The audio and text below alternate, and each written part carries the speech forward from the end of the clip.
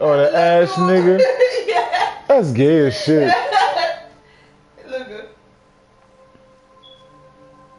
Who was that? Spider-Man? Deadpool. Tina.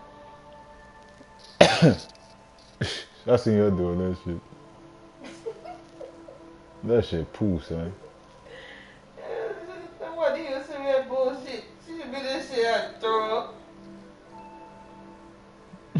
What the hell is that, poo? A potato. What he doing? Pooing? Without french fries.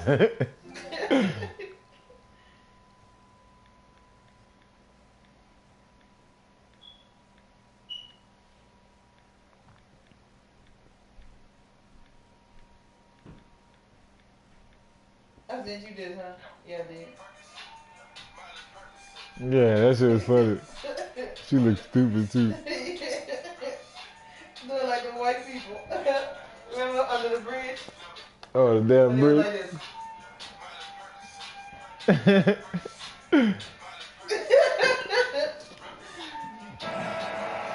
Like My goddamn microphone is on, bro.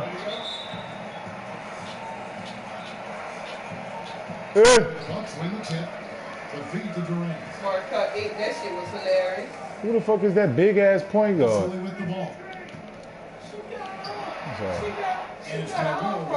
is their point guard?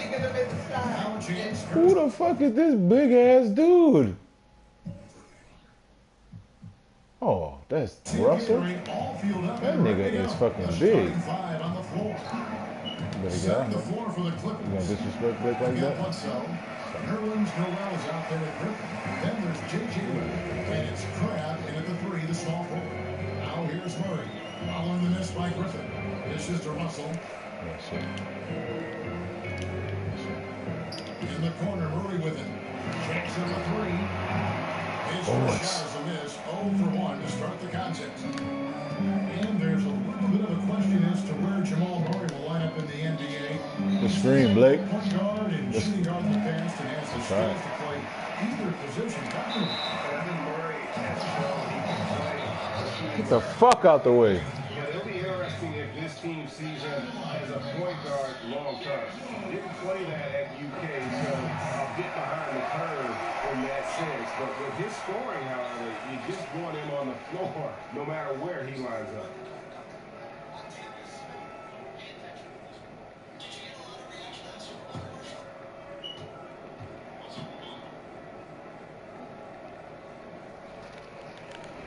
So he picks up Look up. And D'Angelo Russell with great size for the point guard position at 6'5". He's not the most explosive athlete, but guys, you think that number holds him back? I don't necessarily think it will, Kevin, because he's shifty, he's crafty, he's deceptive enough as a lefty. Bitch ass up. Yeah, do what I want you to do. Fuck. Defensive end of the floor. Will he be able to stay in front of people and use anticipation and field study to overcome what he might lack athletically? He's a good defensive rebounder for his size, and I think his size will actually help him in all aspects of defense. So he gets them both. You know, the Bucks only had one title in their history as a franchise, but what a title it was, led by my favorite player of all time, Kareem Abdul-Jabbar, known as Lou Alcindor back in the day. Abdul. For real, KD? Hey! That first title. Here's Los Angeles now. Dumb. They say he has to Bledsoe. Well, that's inexcusable to throw a pass that far off the mark. I'll break your glass one day, bro. Fuck that glass. Here's Russell. Balling, huh? And you have to mention that 1971 title run. Oh, shit. They were a force nobody could stop. Swept the finals in 4 games straight with What? the Baltimore Bulls. Yeah, had 66 come on, wins Noel. in that season as well, guys. And that was earlier in my formative years as a basketballer. Actually, when I first started locking into the NBA, a big Lou Alcindor fan. He was the 71 MVP in that championship year for the Bucks. And then he'd go on another MVP. Where's my file at? Ironically, those are the only 2 MVP trophies that a Buck has ever received. Now, here is Russell. That's right. Following the miss by Griffin. Good D, Blake. Russell pushes the Wesley. Ooh, what? Who is Vesely? Is that young Beasley bitch ass? Clippers trail by 3. Fuck him. Aldridge had a chance to talk with head coach Jason Kidd. Thanks, Kevin. Well, it's no secret that speed is this team's Move, Blake. strong suit. Good D, good D, good D, good D, good D, good D, good D, good D, good D, good D, good D, good D. There's no reason to hold back. We want to push the action as much as possible. Dictate Good D, good D, good D, good D, good D, good D, good D, good D, good See D. if they can pull that off tonight, Kevin. Back The to D you. was good tonight. Thank you, David. Here's Russell. Following the basket by Vesely. Screen by Russell. They set the pick. Chris passed to Russell. Why are we fouling so much, fellas? Now this nigga gotta no. And, you know, Nope. Jason Kidd was a player Leave him alone. who had a no-nonsense approach to the game. If you Still look over at maintains me, that you see that I no approach longer as a have coach. fucking old. Very much focused on results and efficiency over bells and whistles and all the extras. He doesn't get the second one.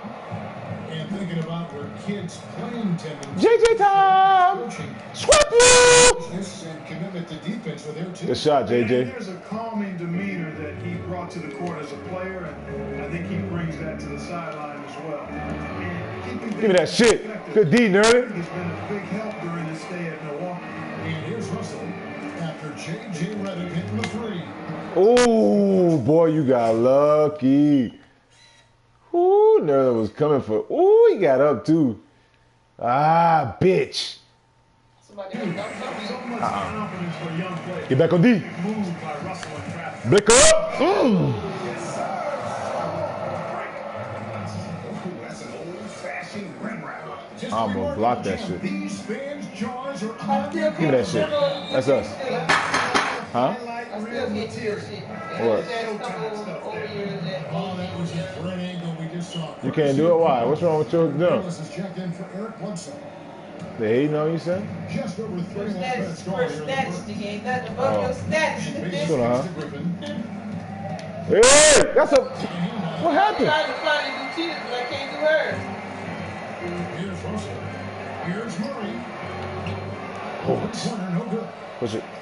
Push it, push it, push it, push it. Oh, that's Now really, Higgs really. feeds it to Griffin. That's some bitch stick. This nigga stronger than you, Blake? You acting like a little bitch today? That doesn't go either for Griffin. Who is this nigga? The stroke Perfect definitely thing. Lacking confidence at this point. Really? Nothing on target. Outside Russell. Off the pick. Oh! Oh my God, with the fouls, man. At the free throw line here. So going to the free throw line is Russell. Dribble drive. Big group substitution in for Milwaukee. Thomas Robinson is checked in for Vesely. Winslow comes in for Chris. Vesely? What kind of name is Vesely? For Kevin Durant. Oh yeah, bomb out. And one! Eric Bledsoe. And fucking one! They can end every possession with that shot. They behind. That's a fucking foul, son. An easy layup for them. Give me that shit. Nice ball movement by Milwaukee. Higgins passes to Winslow. Wiggins. Outside Robinson. Oh, Higgins. Shoots from 14. And it's the Give me that Clippers shit. with the rebound. Push it. Noel's got 3 rebounds now. Spot up, Crab. Where you? Oh my God. Wow. Give it to his bitch ass. Give it to To his the bitch inside. ass. Give me that shit! Yeah, you blue team. Come in my fucking pain with that bullshit.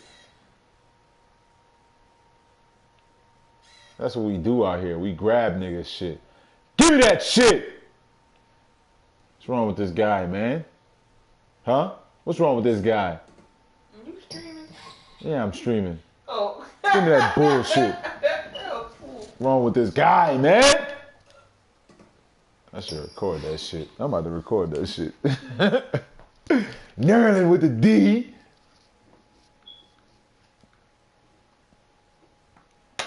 What's going on? Camera facing me, perhaps. Shut the hell up. Cool dude. Fuck. This is what we do out here, cuz. Niggas try to score on Nerlin, son. Why do they do it? Why do they try to score on Nerlin? Give me that shit, dummy. Next time. Suyang. Next time, give me that shit. Go up a little bit harder, man. Try again, motherfucker. Dummy dumb. Try again, motherfucker. You motherfucker. Get your toes off the screen, bro. You talking about me? Yeah, you nigga. My toes ain't on the screen. Why you trying to put me on blast when you screaming, nigga? My toes is on your table, bitch. Yeah, you nigga. What up, nigga? Blake up. Why you moving so slow? Winslow against Griffin. Who? Winslow. That one's good. Little bitty ass nigga. Little bitty ass nigga. Has to guard him. It is never going to be an easy night. Too small, brother. And you look at Nerlens Noel. I'll try it. 6'11", around 230. He's a little Oh yeah! Fuck! playing guys at the 4 and 5 guard. Oh my god, this dude got 3 fucking fouls. Get out. Get out. Well, offensively, he's Get out. a little limited, but in long No. term, if he adds some weight and strength, I think he could be Dude a got 3 fouls in the dominant first fucking. Give me that shit. Blake up! Finish that shit, Blake. Don't try it, motherfucker. Aaron! 2 free throws coming up as the whistle. Fuck, man. Throwing the whistle, a lot of contact. Come on, Blake. You gotta go punch that shit. The Clippers shooting their 3rd and 4th free throw shots of the night. To spice it Ooh. up, and this next one Get out. give them the lead. Beto, get out.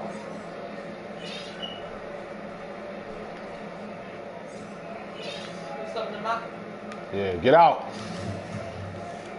All that fucking reaching. Scrap you. Throw is good, now leading by 1. Check out the game for Blake Griffin. Already with 8 points, and 4 of his points have come at the foul line. He's made the most of those opportunities. I'll try it. Look at this nigga. About to fucking foul again. I thought you took him out. I subbed him, but they didn't take him out yet. The free throw back. And the lead goes right back. What a seesaw affair we've got going on. This game's right there for the taking, but neither team. Oh, that's a mismatch. Take me out, coach. That's a mismatch. Go up, Blake. Dunk on this bitch ass. Take charge here. For real, Blake? Not really his best quarter as far as scoring. For real, son? He can eventually get back on track. This nigga just did a weak ass. Passes it to Higgins. Wow. What the fuck is... Back to Russell. Leave that nigga out. Don't worry about 6 it. to shoot. To the paint. Wants to get it to Robinson. Fuck. He does. What? Shot is off. Clippers again just 3 of the first. Spot up, JJ. You a shooter. Where are you going, brother? Pool pass. Bledsoe outside. Oh. He can't hit that shot. Man, that shit was poo. Here we go. 1-on-1. You better not. Will not go. This is off the front iron. Can y'all play some basketball, son? What's up? Bledsoe outside. Woo! And a foul. Man. Oh my God. Anyway, I'm about to pause this bullshit. Why you ain't dunking? I don't know what the fuck this dude doing in this game. The Clippers He's trying to be finesse, I guess. of the game. Draft on. Time to get out this shit. Time to pause this shit, isn't it? It's draft time, motherfuckers. 12 seconds and I'm out this bitch. Scrap you! And that's good as he Hey man, throws didn't do it. Chris a lot. Shut the hell up. Now, Oh my God, with the fucking fouls. Robinson They gonna be like, this dude curse a lot. Nah, it's somebody else. and he knocks Scrap down you. A decent free throw shooter at this point in his career, D'Angelo has the natural stroke, I think, to become one of the league's best. Shoots it very fluidly and easily. That right there, that dude that's over there that's getting all rebounds. That's Now here's Bayless. Tiana Taylor dude. Nah, he looked like that nigga, huh? Up in time. Scrap He scrapped that mug. In the quarter on a high note. That dude be Couldn't agree scrapping. more. That'll give him a nice little lift, I think, going into the next quarter. That was a poo shot. I'm running around, I'm swatting shit. Kevin Durant, former MVP. Yep, draft time, nigga. Draft time, nigga. I'm about to eat my newfound. Wait, how many blocks this man got? 1? He swatted the hell out that shit. Where he at? Oh, he got 1. No. She said that the dude swatted.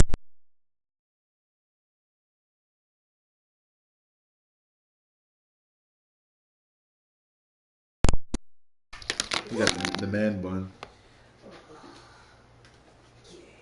He should feel stupid that they put him on game with that shit.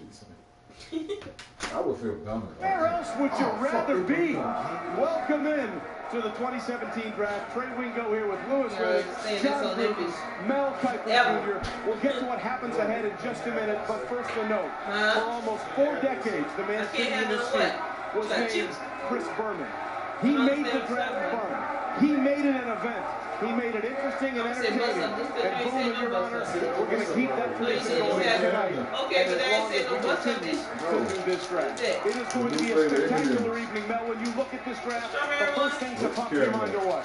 Quarterbacks and defensive players. Think about how quarterback-driven this league is. I got Mitch Trubisky at 20. I got Patrick Mahomes at 27. Deshaun Watson at 35. Deshaun Kaiser at 61. We're talking about that getting majorly overdrafted. I had 4 defensive players at the top of the board. Led by Miles Garrett, Texas A&M, and Jonathan Allen, defensive line in Alabama. Jamal Allen, safety LSU, and then Solomon Thomas, defensive line from Stanford. Then I have some offensive players like O.J. Howard, tight end Alabama, and Christian McCaffrey, and Leonard Fournette, and the running backs. But the quarterbacks will be overdrafted. All I know is Philadelphia is one of the greatest football towns on the planet. 80,000 people to see Mel Kiper.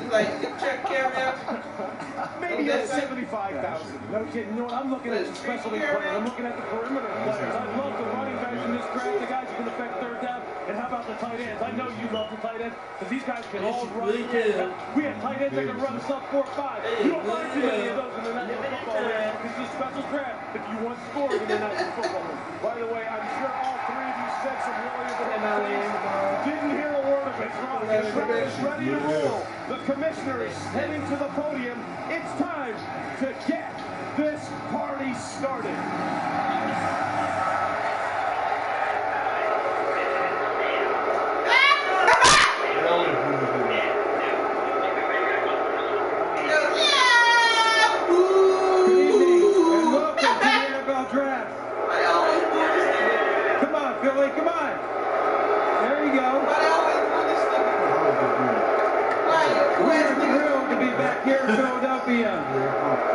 Where the first draft was held nearly 80 years ago.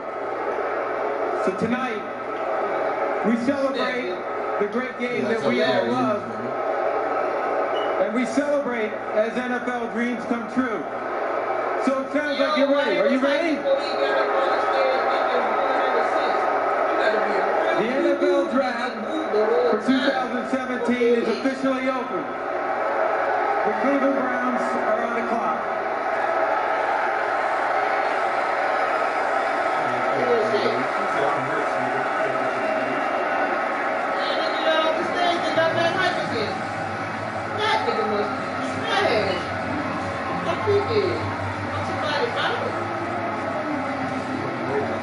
Well, it is underway, and the Cleveland Browns are on the clock, and they've had their struggles since they came back into the league in 1999. They find themselves at the top of the draft position, and it's not been great. Since 1999, they have a .306 winning percentage. 88 wins with an even 200 losses. They've reached the postseason exactly once, losing to divisional rival Pittsburgh in 2002. 26 different starting quarterbacks over that time frame. And then they hired Hugh Jackson. They've had 9 head coaches in the last 19 seasons. Hugh Jackson led them to a 1-15 finish last year. This is the 3rd time they've had this honor since 1999. That first year, they went with Tim Couch, the quarterback out of Kentucky. Did not go as planned. The very next year, they had that draft pick. Courtney Brown in 2000. That did not go well. This is actually the 5th time, guys, since 2011, they've had 2 first-round picks. Joe Thomas started with a home run. The rest of them, being kind, not so great. They're really 1 for 8. And now they're on the clock with the first of their 2 picks in the round. They have 1 and 12. We think it's Myles Garrett. Would that turn around this tide, in your opinion? I think when you look at the Cleveland Browns, and I think where they are right now is because of not taking Carson Wentz last year. They got a little cute. What they got to do is stop accumulating picks and start taking players like a quarterback, but don't reach for one. There was talk today they were going to take Mitch Trubisky #1. I thought that was crazy. How are you going to pass up Myles Garrett? They're going to do that. You trade down. But you don't take the quarterback at 1. They pick at 12. They can try to get back up into the top 6 to get Trubisky, who's number 20 on my board. I am sick and tired of hearing people criticize Myles Garrett, his lack of effort. Again, I heard the same thing in 2002 about Julius Peppers. All he does is have 143.5 career sacks. He's a future Hall of Famer. He's soft. He's a basketball player. Takes downs off. Doesn't play hard. Myles Garrett eclipsed what Jadeveon Clowney did as a freshman. Had a great sophomore year with 19.5 tackles for loss and 12.5 sacks. He was banged up this year. They still had production. Yet we're hearing all this criticism like he's not even one of the best 50 players in the daggone draft. Get real. Myles Garrett deserves to be the #1 pick overall. Mel, it's a long night. A long night. Hey, well, I'll tell you what, there's 2 players that we're talking about at the top of this draft that would address 2 positions that have really just haunted this franchise, as you keep talking about, since 1999. 26 different starting quarterbacks since 1999. That's unheard of. When you talk about defensive players, and you talk about Myles Garrett, and you talk about pass rush, which on the defensive side of the ball is where it all starts, but they've only had 3 players. 3 players since 1999 have eclipsed double-digit sacks since that time. So the 2 guys who we're talking about at the top of the draft, that all the speculations surrounding, hey, those are 2 guys that right now would address 2 of the things that have haunted this franchise since 1999. So we're going to find out. We're going to find out if the passionate one gets his guy or the team gets the quarterback that they need. Hey, I'm interested in quarterbacks, as you know, but I want a quarterback of the defense. That's why I like Jamal Adams out of LSU, right here with the first pick of the draft. I think he's the best player in this draft. He can call the defenses. He can line them up and knock them down. And then later in the first round, go get you a quarterback for your offense. They're in a great position to get 2 dynamic leaders on both sides of the ball. Don't be so mad. It's interesting, John. If they do that, obviously he'd be the highest drafted safety ever. The Browns actually already have that distinction, taking Eric Turner 2nd overall in 1991. But let's talk more about Myles Garrett. Obviously, you like him, so take us through the tape. Well, it seems like I got to keep defending this guy. I keep hearing all this negativity about Myles Garrett. He wasn't 100%. Yeah, did he pace himself in games when he had 100 plays in college football? Yes, he did. Can you pick apart some of the, say, so-called lack of effort? You can with every defensive end. The same thing as I said in 2002 about Julius Peppers, who had a great career. You watch him bend the edge. I think he's on the ground. He's like a speed skater coming around that corner. He can play like no other when he is at 100% physically. He wasn't this year. This kid's 6'4.5", 272 pounds, incredibly long arms, huge hands, ran a 4.6 4.40, 33 reps in the weight room. Shows he'll work hard to improve that upper body strength, which was tremendous at the end of his career. And he had a 41-inch vertical. We're not cornerbacks or wide receivers with a vertical of 41 and a 10-8 broad jump. My point for the last month has been he can be as good as he wants to be.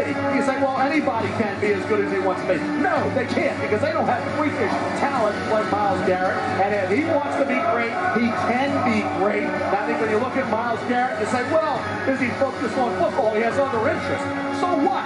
He's a multi-dimensional kid. He's a great kid. He reads novels. He's into dinosaurs, paleontology, okay? He's well-read in the music, Journey, Hall & Oates, Motown. I mean, what's not to like about a kid who has interest beyond football? Nothing.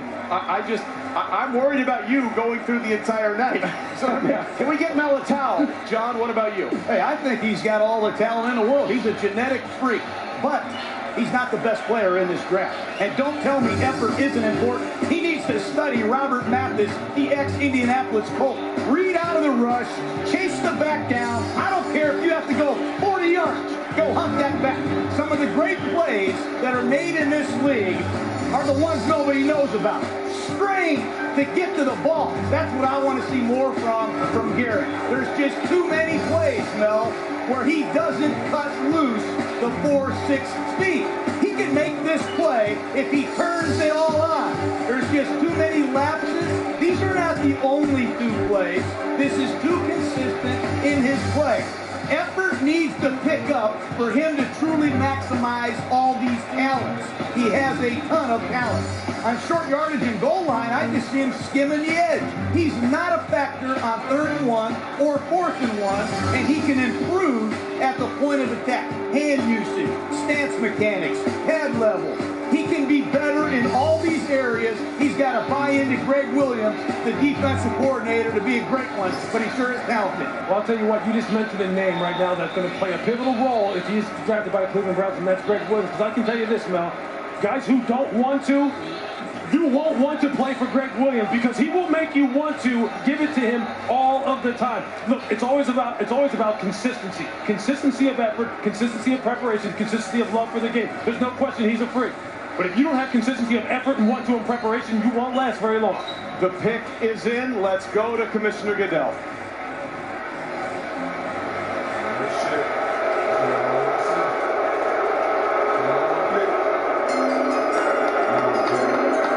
With the first pick in the 2017 NFL Draft, the Cleveland Browns select Myles Garrett, defensive end, Texas A&M.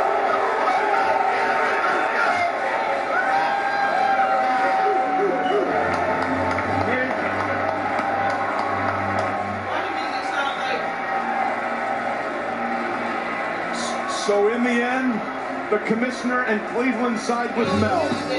You mentioned his interests, Mel. They're interesting. Myles Garrett, he is decidedly old school. Marvin Gaye, Anita Baker, loves the old Motown. He writes poetry in his spare time. He says he finds it freeing. He absolutely loves dinosaurs. He almost went to Ohio State over the Aggies because they had the second best paleontology program in the country, and his brother Sean Williams was the 17th overall pick in the 2007 NBA draft. By the way, lather, rinse, repeat here as you see the reaction from Myles Garrett at the NFLPA player debut party, the #1 overall pick. It's the 5th time in the last 11 drafts that an SEC player goes #1 off the board. Anything about the Cleveland Browns, Carl Nassib, Emmanuel Ogba, 2 kids going into their 2nd year, showed promise as a first-year performer coming off the edge. Now you add Garrett to that group of pass rushers in a division with Ben Roethlisberger, Joe Flacco, and Andy Dalton. So for Cleveland Browns now, the challenge is to use that 12th pick, get back up in there and get Mitch Trubisky, and they feel he's the best quarterback in the draft. They cannot come out of this draft without a quarterback. They went for Cody Kessler in the 3rd round last year. Didn't work out yet. He doesn't have the arm necessarily to be an effective starter, in my opinion. RG3 didn't work out. Hassel and Carson Wentz didn't work out because he's still a big-time promise in Philadelphia. They got to hit on a quarterback at some point, now or not too distant future, which means today or tomorrow, but you can't get cute. If they feel Trubisky was worthy of being in the discussion to be #1, then they have to go back up and get him. And there you see Hall of Famer Bruce Smith there handing him the Cleveland Browns jersey. So the Browns, as it stands right now, will pick again at 12, but there has already been a trade. San Francisco and Chicago have flipped picks. It is now the Chicago Bears on the clock. For more on this, let's go to Adam Schefter. Adam, what can you tell us? Trey, the 2 teams have been talking about this deal all afternoon. The 49ers wanted to move back to accumulate as many picks as possible. This is a move that was worth 400 points on the draft chart. The Bears come up to #2. The player they've been eyeing all along has been Solomon Thomas from Stanford. The 49ers now get to move back, and if they have their druthers, they're not done moving back just yet. They're open for business, listening to offers, and they'd like to get more picks. But Solomon Thomas is the guy to watch here, Trey. All right, Adam, thanks. And there you see a smiling Solomon Thomas. Perhaps he knows, and what he's heard, that this might be a situation where Solomon Thomas goes 2 overall, but not to San Francisco, but to Chicago.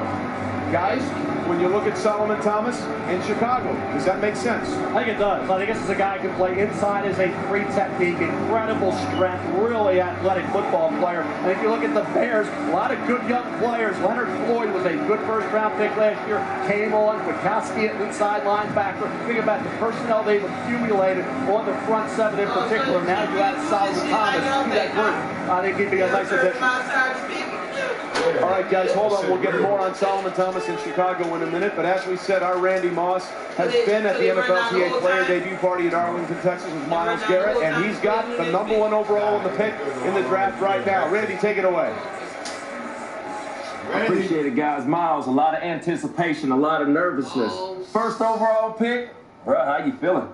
I feel great. I mean, this is me achieving just one of my goals onto many more, but it was just great having all my family and friends surrounding me and cheering for me.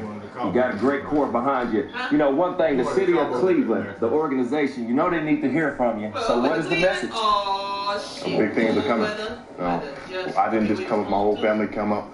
And I have all of them behind me. I can't let them down, and I won't let them down. And y'all are going to be my family too soon, so we're going to have something change right away. It's a family affair, I'm with you. Well, look, you got 3 quarterbacks in your division. You got Big Ben, Joe Flacco, Andy Dalton. Which one of those quarterbacks do you look forward to meeting first? Big Ben. Big Ben. Big Ben. He's a Super Bowl winner, and I always say he's hard to take down, so I'm coming in first, chop him down. Well, thanks. I appreciate it, man. Well, make sure you pack your lunch. Trey, I'm with the 2017 first overall pick, man. Myles Garrett. Back to you, Trey.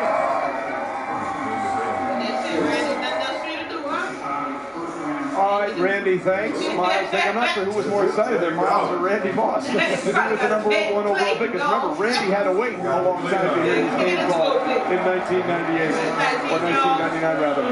Okay, so guys, let's talk about the Chicago Bears and what's going on here with the Chicago Bears. Listen, a lot of reasons a defensive player, potentially Solomon Thomas, would make a lot of sense if you look at what the Chicago Bears have had to do defensively over the last few years. A team notoriously known for being the monsters of the Midway and all this stuff. You look at last year, points per game they gave up, dead last, 26.8. Yards per rush, dead last in the NFL, 4.6. And yards per attempt, near dead last. This would certainly seem to indicate that they have to go defense. John, do you like Solomon Thomas here? I really do. He's played in a 3-4 defense at Stanford. That's the defense that Vic Fangio is running in Chicago.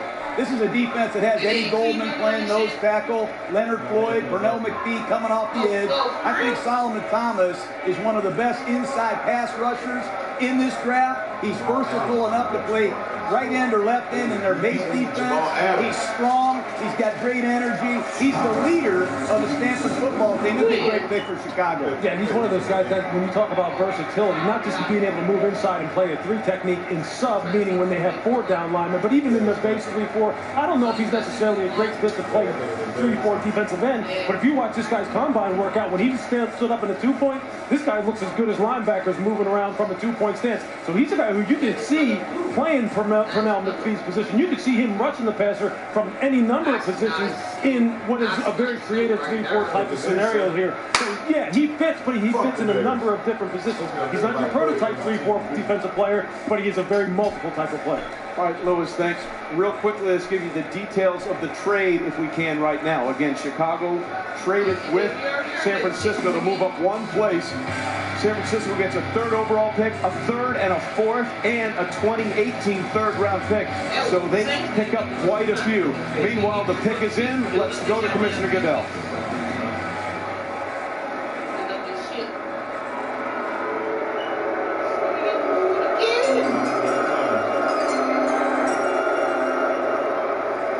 With the 2nd pick in the 2017 NFL Draft, the Chicago Bears select Mitchell Trubisky. Oh my God! Quarterback, North Carolina. They moved up to get Mitch Trubisky. What? Wow. For real? Things just got interesting. Mitchell Trubisky, hometown Mentor, Ohio, 30 miles outside of Cleveland, was a Mr. Football there, went to North Carolina, sat behind Marquise Williams for a few years, got 1 year starting, 13 starts, 8-5 in those 13 starts. The Chicago Bears, who in the offseason paid big money to Mike Glennon to go there and be the quarterback. It's a 3-year deal, but really a 1-year and we'll see deal for Mike Glennon at $14 million. And it may be, we may not see, now that they have picked Mitchell Trubisky, Mel, a shocker, not defense, a quarterback. Well, you talk about a quarterback, right? He only started 13 games in his career. I thought he needed to go back for another season. What does that quarterback need? He needs time. With Mike Glennon there as the starting quarterback, coming from Tampa Bay, a lot of people like coming into that program thinking he's an effective starting quarterback. Now Mitchell Trubisky is afforded the opportunity to learn, watch Glennon, not be forced to be the guy, because then he might have been a bust and it would have been totally overwhelming for Trubisky to be forced to compete for the starting job. Now, I wouldn't say just redshirt, but certainly learn. And you look at the skill set of Mitchell Trubisky, he has the necessary arm strength, very underrated mobility, and he was in the majority of the games this year very accurate, not only in the short intermediate areas, but down the field. The struggles against Stanford was alarming in that Sun Bowl. The last time we saw him in pass, but Stanford physically dominated. Solomon Thomas had a great game. That was the one game that I think put a kind of a red flag along that game and said, boy, he needs another year with the Bears counting on him. Remember, they made this move. Cleveland did not make that move. The Bears did. Cleveland sitting there now still thinking about who's my quarterback going to be. I think for Glennon to be the quarterback, it's an ideal situation, John, for Mr. Bears. When I spent time with Trubisky, there's a lot to like, but his deep ball accuracy's got to improve. There's just too many shots downfield where the ball is off the field of play and it's not catchable. Got to correct this. He's got to improve his deep ball accuracy. And in Chicago, that'll be something to keep an eye on. I think this is one of these situations where look, the Chicago Bears knew that other teams were going to be interested in him, and they wanted to just sneak up right on behind the Cleveland Browns, and didn't even give the Cleveland Browns a chance to even get the guys that they wanted. He's got to be more aware of situations. It's a 2-minute drill, backed up. He had a safety against Georgia, took another safety the following week against Illinois, and some of the complex blitzes that Stanford gave him caused problems. He's an inexperienced 1-year starter. He's going to take a little bit of time. Paul Loggins, the offensive coordinator, has time to nurture him because of the veteran presence of Mike Glennon, but clearly they're tired of Jay Cutler. Well, keep a couple of things in mind here. Only one North Carolina quarterback has ever played in the NFL. That's TJ Yates, and started. But Mitchell Trubisky looking to change that now, and Mitchell Trubisky looking good, standing by with our Susie Colville right now that he's a Chicago Bear. Mitchell, the Bears traded up for you. How did this play out for you? It was crazy. I knew I was going to end up where I'm meant to be, and I'm meant to be in Chicago. I'm just so thankful for an organization like Chicago to come and get me. It shows that they believe in me, and I can't wait to go to work. I'm going to give absolutely everything I got for them. Once the trade happened, was there a call? Was there anything? No, there was no call. I didn't even think I was going to get picked until the commissioner said my name. So it just came down, and it's a dream come true. It's as surreal as it gets. Congratulations, Mitchell. Thank you so much. All right, Mitchell Trubisky, our check-in with Susie was brought to you by DXL. Bears have not had a Pro Bowl quarterback since Jim McMahon in 1986. On now, ESPN's coverage will be commercial-free for the rest of the hour, thanks to Courtyard GMC, Castro, and Marvel Studios' Guardians of the Galaxy 2. Garrett and Trubisky are off the board.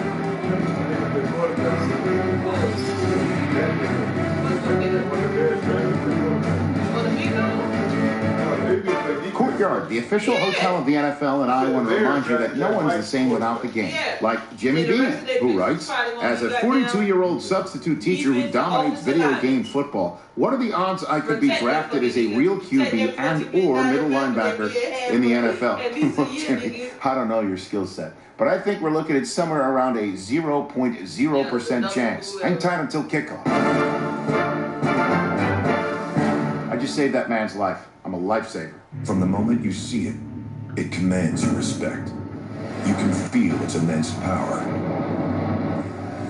The only way to master it is to venture inside. Go ahead, dive in.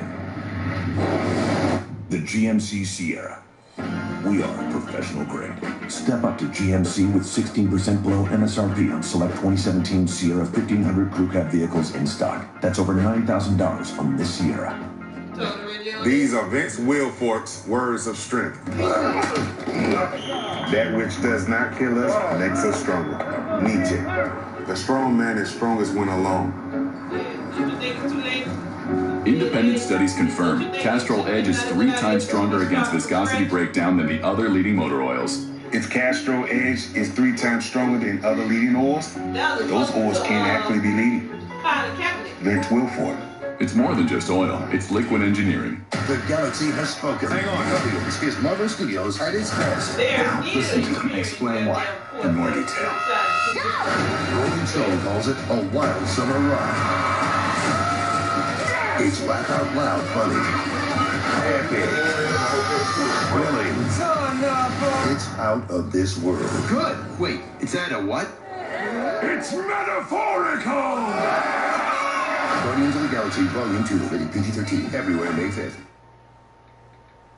ESPN's coverage of the 2017 NFL Draft is commercial-free for the rest of the hour.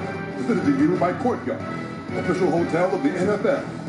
GMC, we are professional grade. Castrol Edge with Fluid Titanium technology. And Marvel's Guardians of the Galaxy Volume 2 in theaters everywhere May 5th.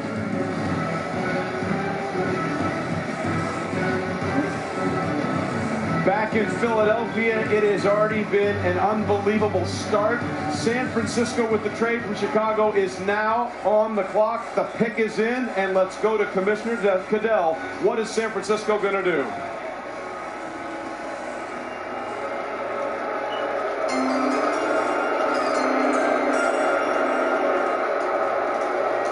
With the 3rd pick in the 2017 NFL Draft, the San Francisco 49ers select Solomon Thomas, defensive end, Stanford.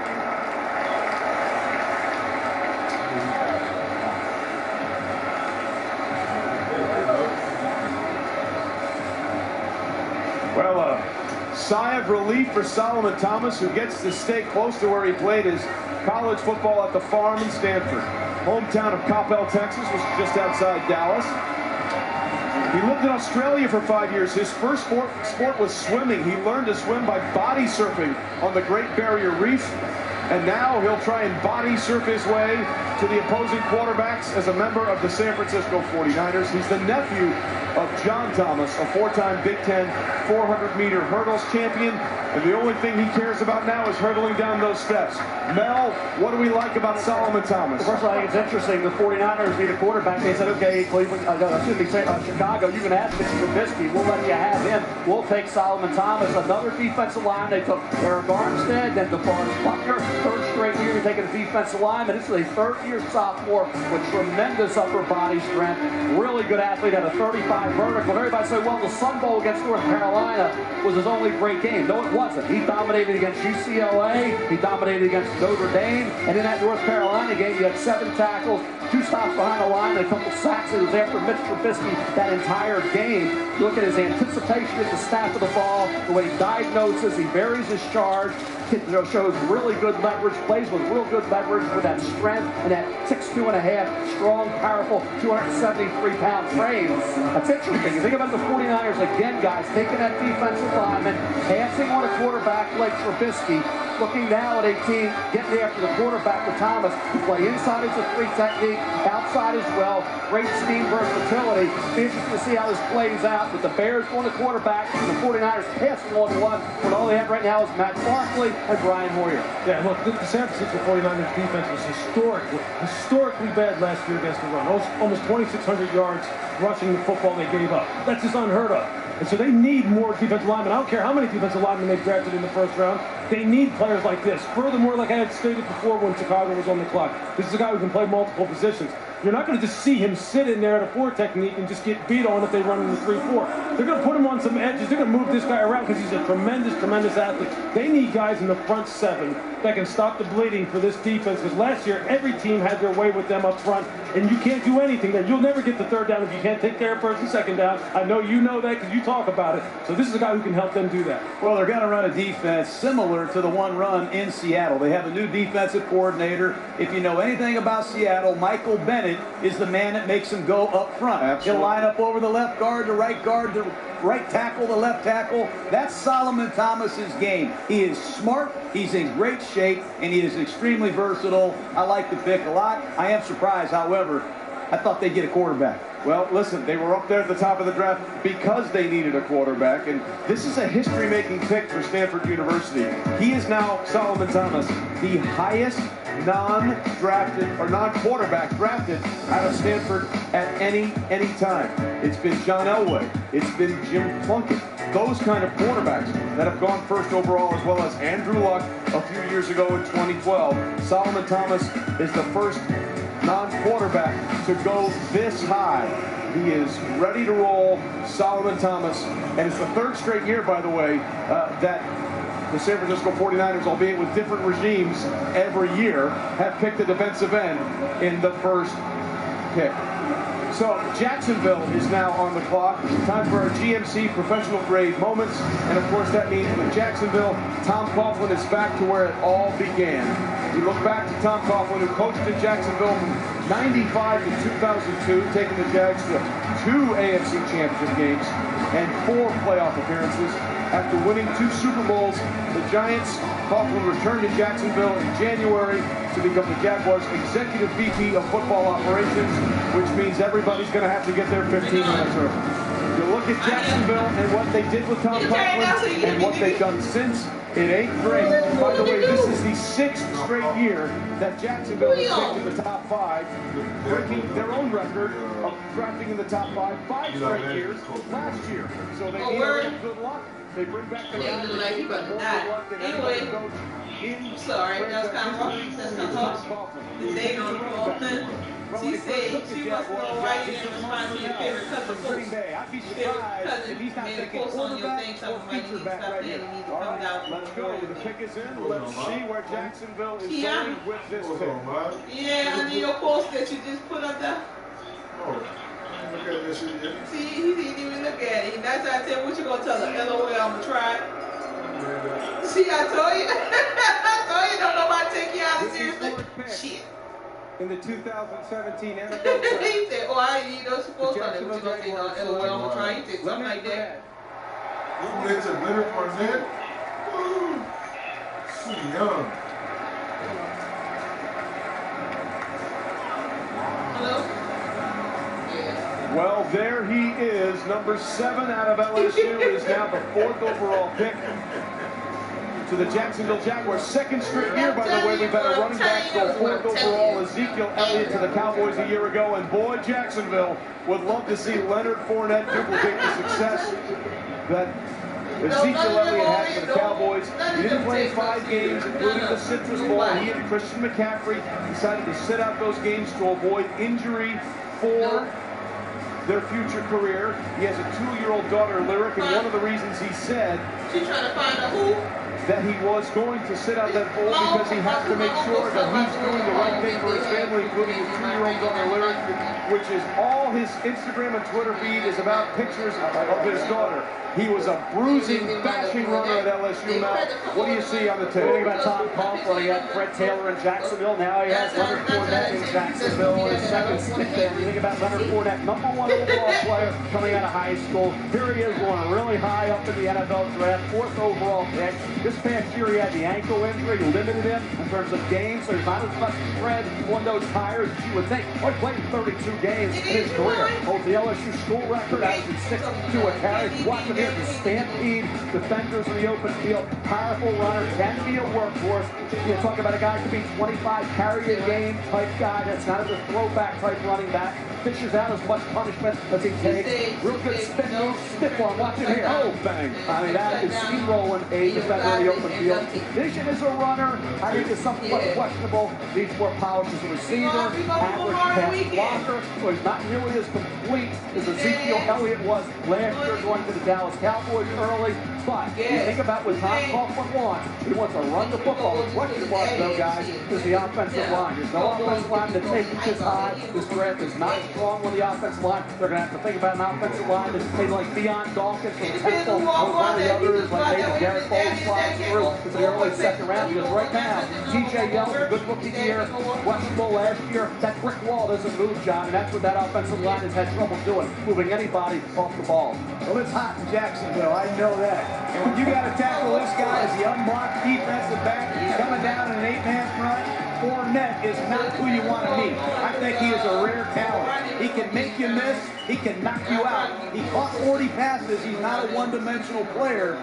But I think this is a great pick. Tom Coughlin loves big backs. Remember Brandon Jacobs he had in New York. Yeah, I was in Washington when Tom Coughlin was in New York, and they had Brandon Jacobs and T.T. Barber, and they ran that power and counter about as well as anybody. The Jacksonville Jaguars last year were one of the worst teams in the league in terms of yards per rush after contact. Leonard Fournette specializes in this, but as Mel pointed out, they better address the offensive line because he's not a guy that can prevent negative runs on his own. He needs some wiggle room, and the only way you can give him wiggle room is if the offensive line is better. They're going to have to address it later on in the draft so they get the most out of it. Well, he certainly doesn't avoid contact. In fact, sometimes he initiates that contact. And as you saw on that tape, that means the defender is on his back. So Leonard Fournette is off the board. DXL takes us down to Susie Colbert, standing by with a happy Leonard Fournette. Well, apparently old school running backs never go out of style. What are you most proud of? I mean, I'm proud of my journey, man. Being here, thanking God each and every day to get me here. It's a blessing. And, man, I wouldn't trade it for the world. Well, you talk about the journey. And your dad, Big Leonard, he was a great high school running back.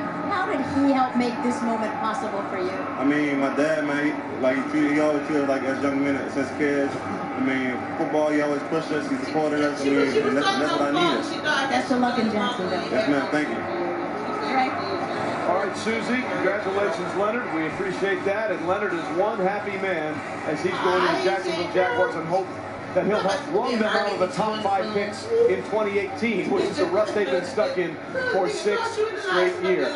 The Tennessee Titans are now on the clock, courtesy of the trade they made with the LA Rams that eventually led the Rams getting to Jared Goff, the #1 overall pick last year. To recap that trade, Tennessee got number 15 and number 76. They traded that to Cleveland. Then they picked number 43, defensive tackle Austin Johnson out of Penn State, and Derrick Henry out of Alabama, the running back. They also got picks number 5 and 100 in this year's draft. The Rams got the #1 for Jared Goff. They picked the tight end Tyler Higbee, number 110 overall, and wideout Farrell Cooper out of South Carolina, 177 a year ago. So that's what set up the Titans where they are. It certainly seems, John, they've got the quarterback, they've got running backs, they've got a great offensive line. They need explosive play on the outside. They do. Rashard Matthews was their leading receiver last year. Not a lot of people know who he is. I just think they're in a position to get 2 great defensive players now. This is a team, I believe, that is on the rise. The Tennessee Titans. Reuben Foster, middle linebacker from Alabama. Jamal Adams, a great safety from LSU. Both of those players fit Dick LeBeau's scheme perfectly. I wouldn't be surprised if it's a receiver. This is a little high for me. Yeah, look, they gave up a lot of yards through the air last year. They were absolutely taken apart at the corner position. They signed Logan Ryan in order to get free agency, but they need more horses. They need more speed. They need more athletes on the outside. And they have their pick of all the corners right now. And they have the pick of who I believe is the best player in the draft, just like you, Jamal Adams. They need players who can take over the football game and turn over the football. They need them in the back end throughout the secondary. Let's see what they do here. Mel? I could look at Jonathan Allen, who I think is the best player on the board. But think about needs for this team. A wide receiver, that would be a reach. Think about quarterback Marshawn Lattimore from Ohio State. Tight end O.J. Howard would add that in Arsenal. He's also a great blocker. So a lot of really good options right now for the Tennessee Titans at this particular pick at number 5. Well, that really gives them a lot of wiggle room. You know, it gives them a lot of options to go. We talked about what a deep cornerback draft this is.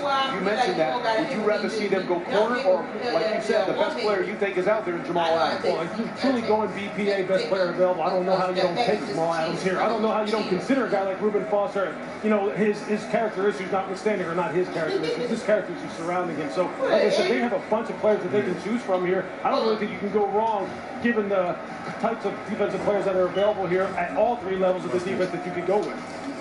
Troy Polamalu used to wreak havoc for Dick LeBeau. I would love to see Dick LeBeau get a like Jamal Adams. Hit it time.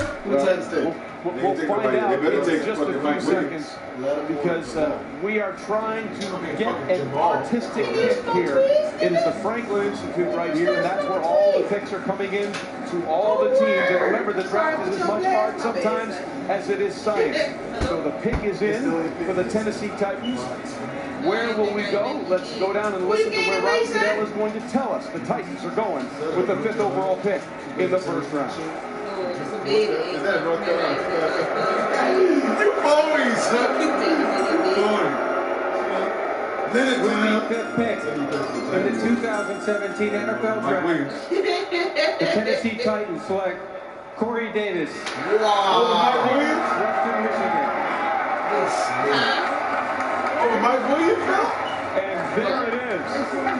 Corey Davis, arguably the most accomplished receiver ever in FBS out of Western Michigan. The only player ever with 300 receptions, 5,000 receiving yards, and 15 touchdown catches in his career.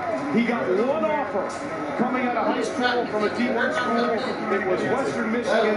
The concerns for him were about the ankle injury. He had to repair 2 torn ligaments from a high ankle sprain. Apparently, the Titans say they don't have any concerns. Is he If you look at Corey Davis, you figure with the ankle injury not allowing him to run for the clock, guys, that maybe he would drop just a bit. He was arguably the best receiver in the draft up there with Mike Williams from Clemson. John Ross with the durability concerns out of Washington, despite having that 4.22 speed, will drop a little bit. You watch him here. He's nearly 6'3", 6'2 3/4. He's about 210 pounds, has good length, good catch radius. And watch him here after the catch. This is where Corey Davis is at his best. He's an effective stiff arm, really able to make defenders miss. And you see the speed there. So while he didn't run for the clock, I think what John Robinson, the GM, is saying, hey, I feel that speed on tape, on game day. And you watch him there make that one-handed catch. An issue with Corey Davis was an occasional drop of a catchable ball. And I think that's something, if you look back at Jordan Matthews with the Eagles, good player, but drops an occasional ball that's catchable. Corey Davis will do the exact same thing. More consistency coming out of the Mid-American Conference, level of comp, somewhat of a concern, and then the ankle injury. I'll tell you what, taking this high, it's a bit of a roll of the dice, but on talent, he could be Marcus Mariota's #1 option down the road. Well, he posted a video on Twitter and Instagram of him running routes just to show people. He told us when he was here on NFL Live last week that he's at about 85%, Lewis. He mentioned the drops. Everybody's going to drop some. What do you like about his route, though? Just about everything, Trent. If I could run, that would be good. Run the entire route tree, and you'll see it here. And it starts at the line of scrimmage. The guy can just beat press. I have him here as a comparison to Amari Cooper in terms of body type wise. When you see Amari can just break people down at the line of scrimmage, you saw Corey Davis do that, whether he was at the X, whether it was at the Z, or the E. He will beat people at the line of scrimmage, and then he will put his foot in the ground, and he will become a runner quickly, which is one of the things that you're going to see here that Amari Cooper was known for at Alabama. On these kind of rocket screens and tunnel screens, bubble screens, could he become a runner after the catch and get and create those big plays where you don't necessarily fall down the field? Corey Davis did this. He did it all year long. You'll see it right here again on the highlight. Same kind of play you just saw from Amari Cooper. And then watch him turn on the Jets. I know he hasn't run a 40 on the clock, but that looks plenty fast to me, and obviously that looks plenty fast to John Robinson. So what? That's the only reason why you take him this high, considering that he hadn't run a 40 at this point. John, he now joins Randy Moss as the only 2 MAC wide receivers to ever go in the first round. And if you're on the wide receiver list, I don't care what it is, and it's you and Randy Moss, that's good, but you have some concerns. Well, I like the receiver a lot. I get to show all the negatives. The only negative I can find is he does have some lapses, and concentration on the lines is one of them. I think he can be a great receiver, but he's got to catch it before he runs with it. Sometimes he tries to do too much.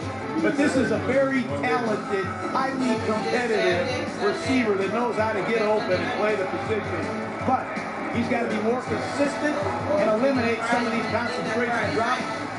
That's the only flaw you can find in this young man. I wish I knew exactly what he ran, but he's got a huge upside. Obviously, John Robinson, the GM of Tennessee, feels pretty good about it. So here are the first 5 picks of the draft. Garrett, #1 overall for the Browns.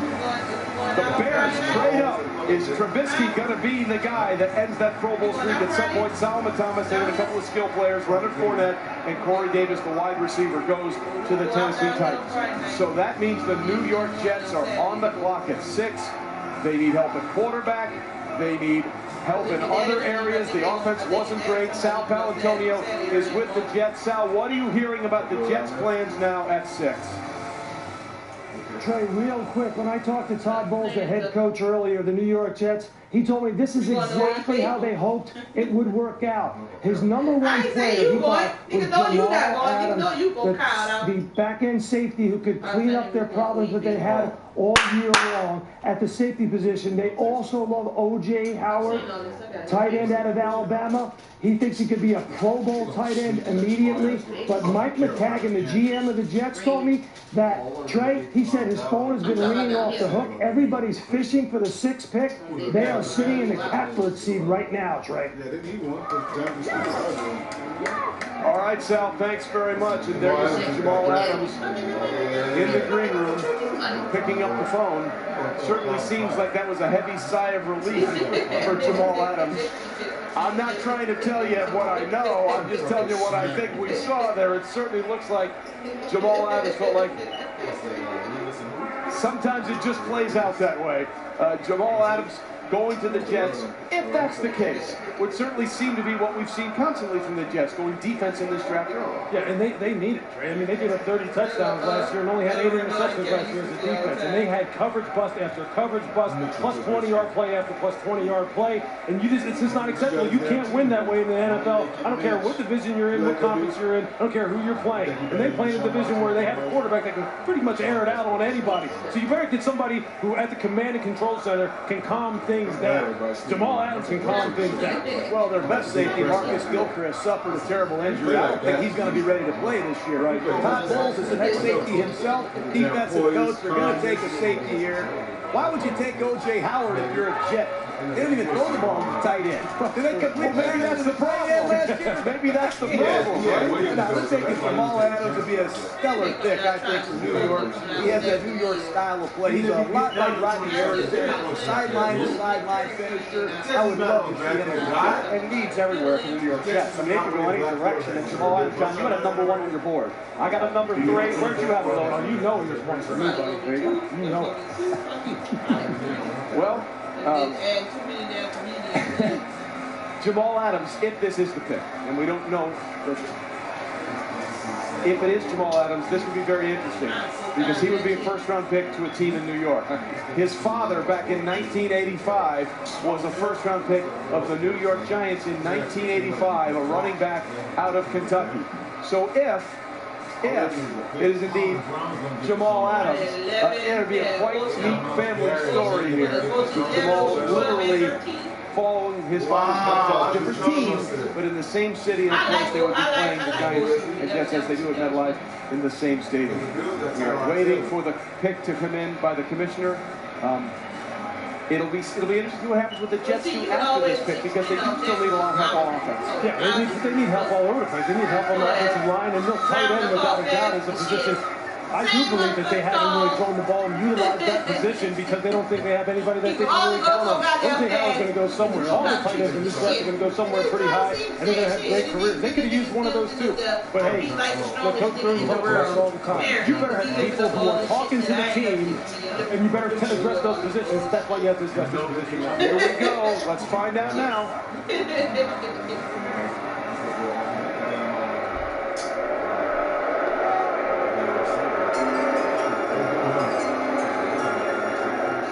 With the 6th pick in the 2017 NFL Draft, the New York Jets select Jamal Adams, defensive back for LSU.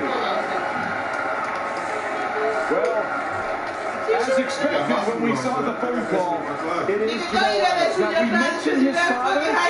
Jamal Adams has not signed a contract yet, but he just made a ton of cash.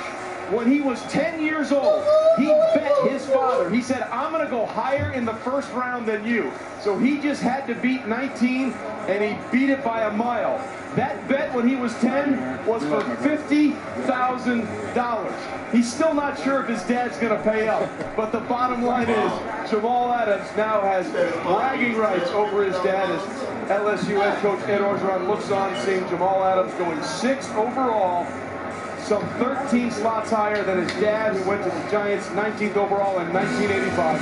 I think, his reaction says it all. This is a guy who cares. He cares deeply about the game of football. You can tell right there by that reaction, he's a guy who's going to make some people pay for waiting this long to get picked. Look at him here, cooking 4 yards deep, runs the crack block, and still making tackles for a loss. I haven't seen another safety in this draft even come close to doing that. Then it's here. It's smart, playing combination inside-out coverage with the other safety, and he can still make that kind of play. You can walk him out on a wide receiver, on a number 2, number 3 wide receiver, play bump and run. He's going to make plays down the field. Here, again, playing a short zone, curl flat type of coverage. He drops the pick here, but he has so much talent as far as the number of different ways you can utilize him. You put him up near the line of scrimmage and you blitz him, he's going to make plays behind the backfield. Here, he gets a run on the wide receiver. Look, and here, his effort, you never saw him make plays off. This is the kind of thing that Todd Bowles is going to love. The New York fan base is going to love. He's going to kill it in New York as far as the players concerned on the football field, without a doubt. John, at our pre-draft meeting in Tampa, this was one of the players that you absolutely love to tape up more than anybody else. You got to have these kind of players today. Everybody's running spread offenses. You have to make one-on-one tackles in space. And you can't practice tackling on the practice field. So you better find guys that have a real passion and a natural ability to make these kind of tackles. Nobody like Jamal Adams delivers in one-on-one situations. Let me show you a couple clips I like, Kuiper. Jamal Adams is a true junior. He walked into LSU and he caught fire. You can put him deep. He can play cover 2. He has range to get off the hash and make plays on the ball. I love that. You already pointed out, Lewis, he can cover wide receivers or tight ends or backs that detach in these spread formations. Not a problem. He has the ability to blitz. If the back stays in and chip the end, he'll green dog and smash your quarterback. He's got great awareness. And one-on-one tackling. You have to tackle wideouts, tight ends, and running backs in space. I think he's the best in football coming into the draft. Love the pick. That's the field to finally get the positive play. Baby, coordinators going yeah, he was confirmed. 16 touchdowns. He was in the nation. Dominated Alabama. You go back to the Auburn game. Spectacular player. The only issue was only that 4, 5, 6 at the combine. But he threw the 4, 5 his pro day. Another red flag was a 31.5 vertical. So if you love measurables, you don't love Jamal Adams. If you love guys with the pads on that are great football players, then you're fine with the pick. What if you just love great play on tape? Do you like Jamal Adams? Yep, there you go. Okay, so look, we mentioned the father-son. Take a look at this here. Since 1997, they joined this list, Jamal and George Adams, as players that have both been taken in the first round and started with Craig Hayward and Cameron Hayward and Archie and Eli and all those people. But right now, it is not about the father, it's about the son. DXL takes us down to Susie, who's with a happy Jamal Adams. Well, not just happy. Jamal, you promised tears. Can you explain what you were feeling when that call came in? My heart dropped. They told me that, they wouldn't skip out on me if I was still on the board at 6. And they kept their word. And I promise you to the Jets fan, I'm going to keep mine too. When I say I'm going to come in there and I'm going to work my butt off, I'm going to do everything for this organization. I'm going to give it my all. I'm very passionate about this game, and I'm excited to be a Jet. Your father, George, was selected by the Giants in the first round in 1985, won a Super Bowl ring. How did he shape your dream? He did everything for me. He kept me humble, kept me wise, as well as my mother, as well as my brothers and sisters. They just kept me humble, kept me grinding. But, you know, he played with the Giants, and it's crazy that I'm playing with the Jets. So it's all in God's plan, and I trusted the process. And, you know, I can't thank the Jets organization enough. What an unbelievable story. Congratulations. I appreciate it. All right, with the Chargers on the clock, let's check in with Morton Adams. Susie, thank you. The San Diego Chargers on the clock. LA Chargers, that's right. Fine. They've been busy this week. Just a couple of days ago, they went and worked out Deshaun Watson, the quarterback from Clemson, but also with his receiver, Mike Williams, the big, tall wide receiver, which would give Phillip Rivers some help that he certainly badly wants. And more, we've seen a run on skill position players. We saw Leonard Fournette go number 4. We saw Corey Davis go number 5. Mike Williams is going to be in the conversation here to be the pick. And then Christian McCaffrey could be in the conversation at number 8 to Carolina. Trey? Adam, thanks very much. Mort, appreciate it. You won't be the first nor the last, Mort, for that mistake. Let's talk about the Rams and Chargers, shall we? When the AFL was born in 1960, the Chargers faced LA, joined the Cleveland 46. Then the Chargers stayed just one season before bolting. You'll see what I did there in San Diego. The Raiders left Oakland for LA in 1982. Jerry was sitting with the Rams for the 94 season. After which the Raiders returned to Oakland, and the Rams, of course, went to St. Louis. After LA had no teams for 21 seasons, they now have 2 again, with the Rams returning in 2016, and the Chargers coming back to LA for the 2017 season. So here the Chargers sit. They'll be playing in the next couple of years at a stadium, StubHub Coliseum, that seats about 30,000. Could be an intimate setting for Chargers games. That it has been sold out. What do we think the Chargers need to do here? You know, I'm looking at the defensive lineman here. Does Jonathan Allen go off the board here? You think about this, with Joey Bosa and Melvin Ingram on the outside, you put Jonathan Allen inside, and they're playing in Gus Bradley's 4-3 now. This is the kind of guy that can make them for a nasty front four. He's the kind of guy I think goes right here in this kind of area. I think they help out Phillip Rivers, or you're trying to get Phillip Rivers heir apparent to Deshaun Watson. So you take Mike Williams if you want to help Rivers, you take Watson if you're thinking for the future. It's a tough call. This isn't easy because there's some good players on the board at this point. They're going to be just definitely in a conversation with direction they go. It's going to be fun to see. You do have to eventually replace Rivers, but you know who doesn't want to hear that in this pick? Phillip Rivers. And now let's see what the LA Chargers will be. In the 2017 NFL Draft, the Los Angeles Chargers select Mike Williams, wide receiver, Clemson.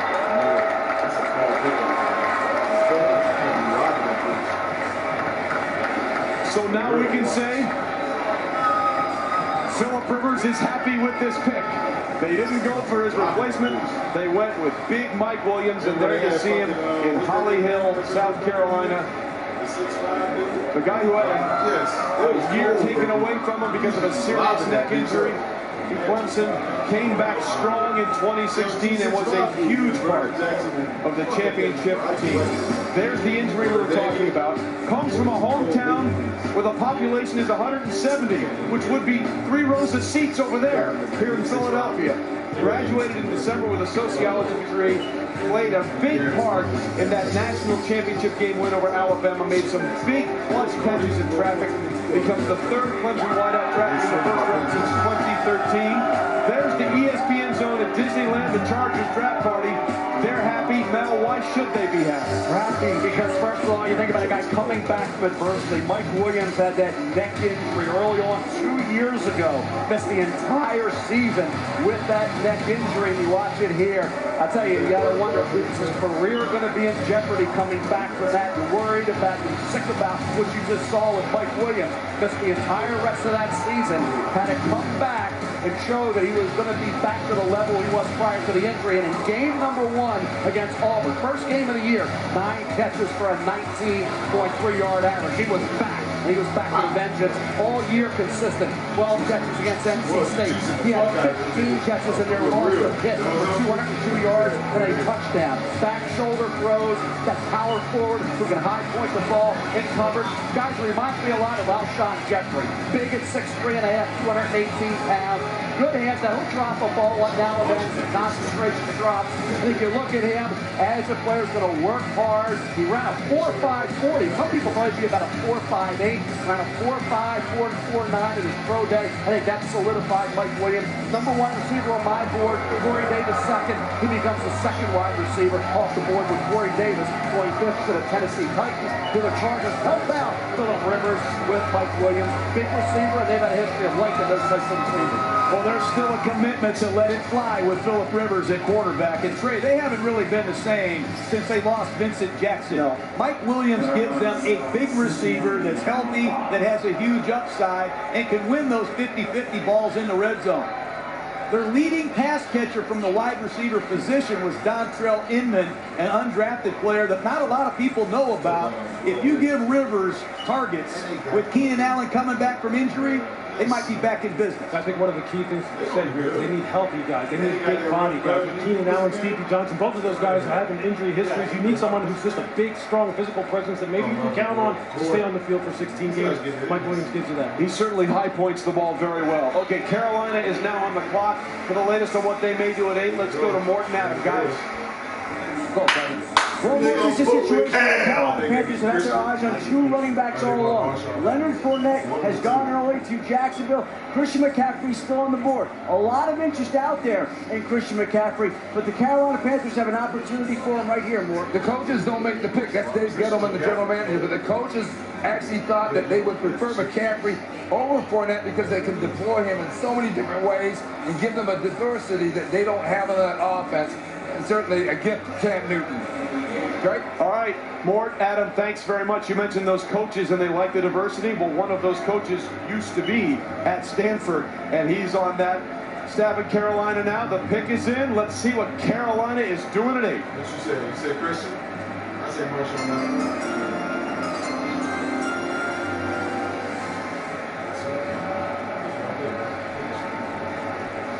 We believe the commission's on his way to the podium. There he is.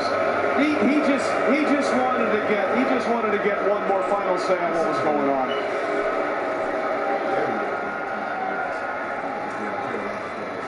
Tomorrow night, we will be joined by Walter Payton, NFL Man of the Year award winners from around the league.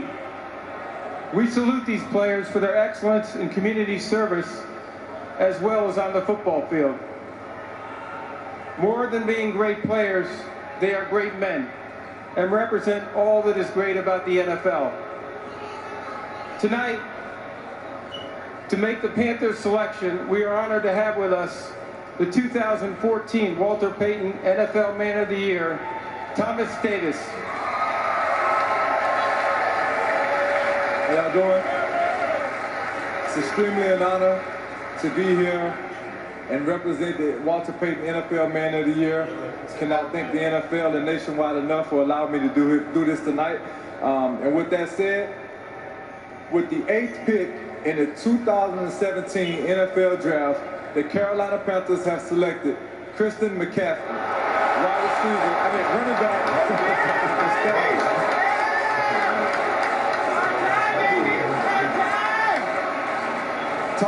Thomas, don't worry about it. He's actually both. You take a look at McCaffrey's family. His grandfather, David, won a silver medal and was one time the world's fastest man. His mother, Lisa, was a soccer player. His father, Ed, is a wide receiver at Stanford where Lisa played soccer. His brothers are great athletes as well. Max is a member of the Packers practice squad. Dylan, an incoming freshman quarterback at Michigan. And Luke is a quarterback at Valor High School.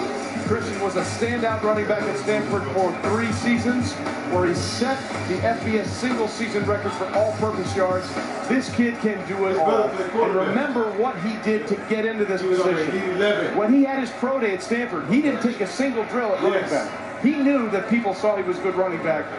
They also did the pro day simply just for what his wide receiver skills would be. But Mel, we had 2 running backs go in the first 8 picks.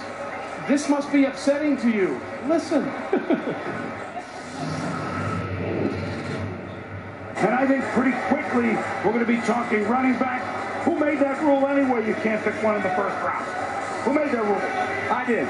You wouldn't have taken Emmitt Smith or Tony Dorsett or Jim Brown. No. I mean, I'm tired of talking to you about this running back thing. I mean, you change your coat, you're like a chameleon. Hey, that is not true, Gruden, because let me tell you one thing here. You got 2 backs, right?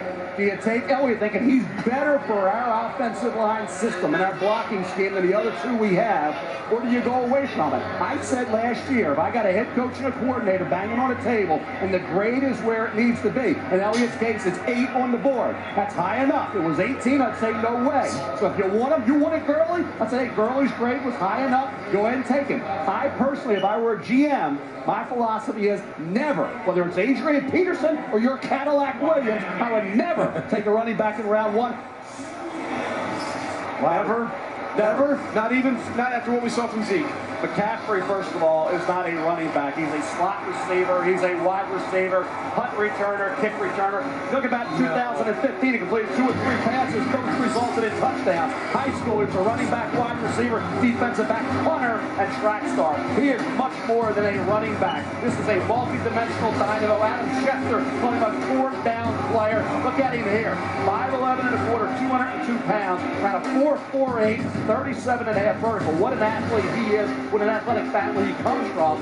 So I think when you look at McCaffrey, he's an X-factor player. He is not a running back. I've said all along, if the grade's in line, McCaffrey's is, then you take him if the coach is pounding the table for him. What does Cam Newton need coming off the injury? He needs weapons. He needs targets. McCaffrey is a route runner. He's a skilled player. And he's all about football, John. I said last year Elliott's grade was in range.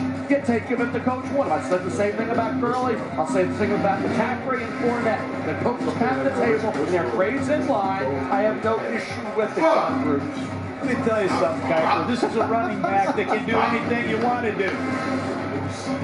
Just enjoy the film of McCaffrey because he's going to be an outstanding Carolina Panther. But when you watch him, he's trained extremely well. He's running routes that they run in the NFL. This is a halfback choice.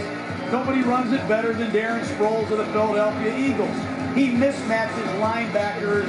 It's embarrassing. That's the same thing that McCaffrey is doing as a running back now. He's coming out of the backfield and he's shredding linebackers on the exact same routes. He's been well trained. If you want to detach him from the formation, he can run routes as good as most slot receivers. That's a lookie that you can't run any better. And he has the speed and the power to finish it. And they lost Ted Ginn, their dynamic returner. He signed with the Saints. Guess what? They get one of the premier returners in the history of college football. Punts and kicks. Christian McCaffrey, running back / X Factor. I love this pick. All right. So Christian McCaffrey is a Carolina Panther, and for more on that, we are delighted to bring in Christian McCaffrey from Castle Rock, Colorado, outside Denver, where he was watching the proceedings. Christian, congratulations. Your thought on being a member of the Carolina Panthers? This is, this is a dream come true right here. It's an unbelievable honor. I can't tell you how thankful I am for the coaching staff for believing in me. And, man, I'm out of words right now. Just so blessed to be a Carolina Panther. I can't wait to, grind every single day for that organization, for the team, for the fans, for everybody there. So I'm blessed to be a Carolina Panther. Just like Jamal Adams a few picks ago, your father played in the league and had a lot of success for a lot of teams. What sort of things did he mentor you through this process? He's been such a wonderful influence in my life just since day one. Has really taught me everything I know about the game of football, but also just about life. And it's been a dream of mine to play in this league since I can remember. And he was the one that first told me that if I have a dream, it's my job to work as hard as I can to achieve it and go get it, and don't let anybody take it from me. And that's to see this come true is such a blessing. So I'm very thankful for my dad, my mom, my whole family, everybody who supported me. I can't tell you how thankful I am, and once again, just extremely blessed right now. Well, Christian, you sort of changed the way this is done, the way you handled your offseason and everything else.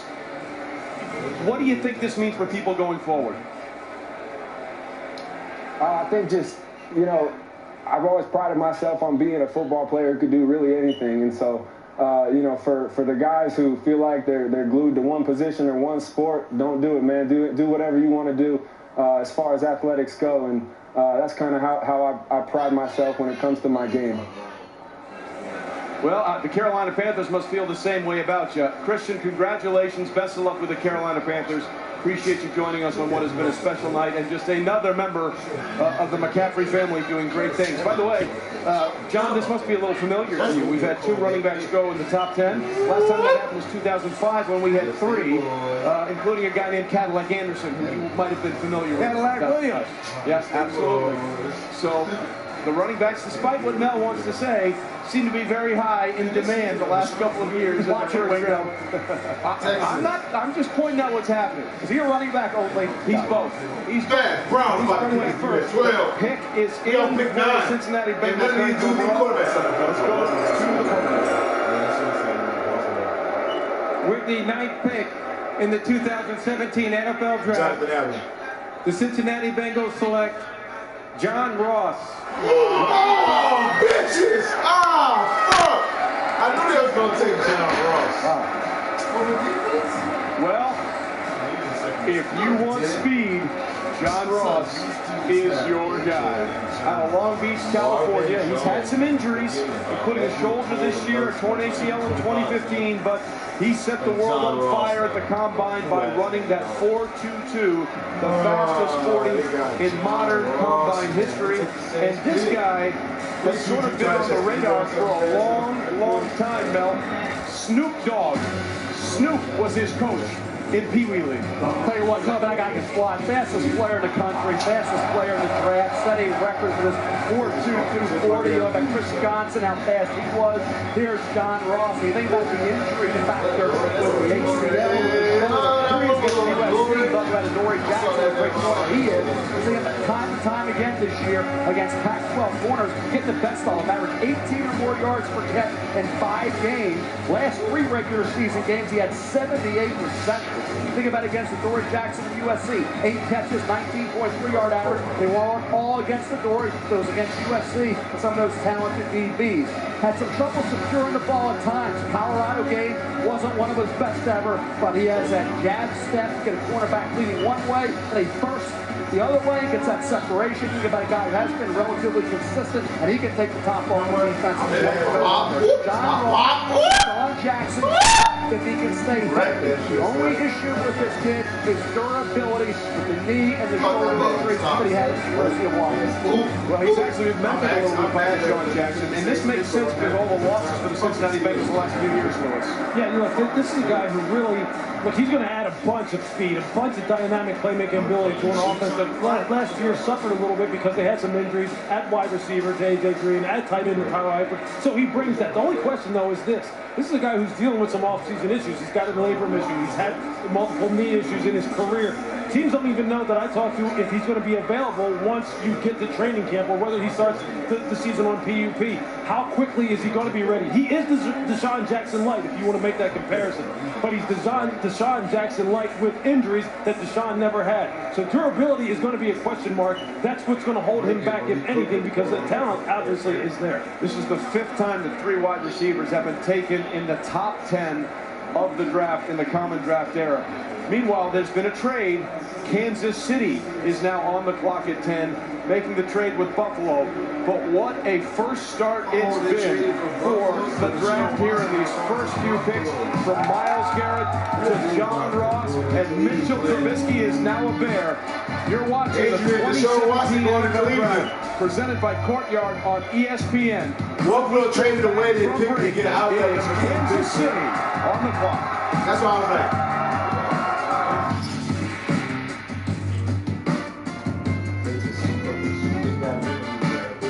From the moment you see it, it commands your respect. You can feel its immense power. The only way to master it is to venture inside. Go ahead. Dive in. The GMC Sierra. We are professional grade. Step up to GMC with 16% below MSRP on select 2017 Sierra 1500 Crew Cab vehicles in stock. That's over $9,000 on this Sierra. Sharon was given a few months to live if her cancer wasn't treated. I was diagnosed with advanced non-small cell lung cancer, which I thought meant chemo. But a biomarker test showed I had high levels of PD-L1, which meant I could start with a different treatment. 1 year later, she's here with her family. A true story with Keytruda. On Keytruda, my scans started showing good news. In a clinical study, Keytruda offered patients a longer life than chemotherapy, and with high levels of PD-L1, it could be your first treatment instead of chemotherapy. Keytruda is for adults with non-small cell lung cancer that has spread, who test positive for PD-L1, and whose tumors do not have an abnormal EGFR or ALK. Helps your immune system fight cancer. Keytruda can cause your immune system to attack normal organs and tissues in your body and affect how they work, and may be serious and lead to death. See your doctor right away if you experience new or worsening cough, chest pain, shortness of breath, diarrhea, severe stomach pain or tenderness, nausea or vomiting, rapid heartbeat, No, nigga. Adrian about to get on the sticks. 54% from the free throw line tonight, 4 of 5. In the regular season, Milwaukee won just 1 of 4 games against the Raptors.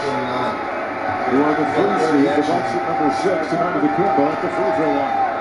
That's a fatigue miss. See how it's short? It hits the front. Yeah, you're right. When you hit front, that's fatigue. He's at 41 minutes, and the next closest to him, Lowry at 38.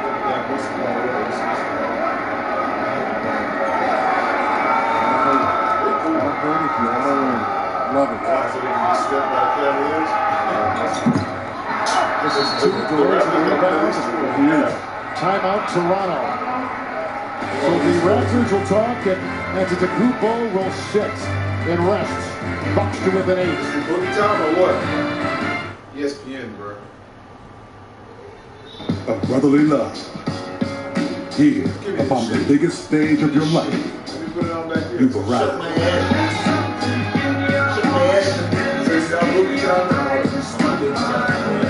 Welcome to the 2017 NFL Draft, presented by Courtyard. It has been an unbelievable start to the 2017 NFL Draft. All kinds of surprises already in the first round. Again, the Chiefs have moved up from 27 to 10. The Bills in the trade get the 27th pick, a 3rd round pick, and a 1st round pick in 2018. Guys, that can only mean we're going for a quarterback here, John, right? I don't think there's any doubt about it. I think they're going to go get Pat Mahomes out of Texas Tech. Andy Reid was with me in Green Bay in 1992 when we made the trade for Brett Favre. A young gunslinger. He needed time. He needed to develop. And that's the environment that Andy Reid has in Kansas City. He could bring Mahomes out there, let him watch Alex Smith, and train him for a year and then cut him loose in a division that has Derek Carr, their arch rival, with the Raiders. Well, Alex Smith, they've said a million times they are committed to Alex Smith. But you're right, Mahomes needs a little marinating, for lack of a better term, and who better to sit and marinate behind than in potentially Kansas City, where they marinate some really good barbecue as well. Is it Mahomes? Let's find out. The commissioner is walking up to the podium. Kansas City making the big jump of 17 spots to get to 10, trading with Buffalo. The crowd will tell you he's there. With the 10th pick in the 2017 NFL Draft, the Kansas City Chiefs select Deshaun Watson.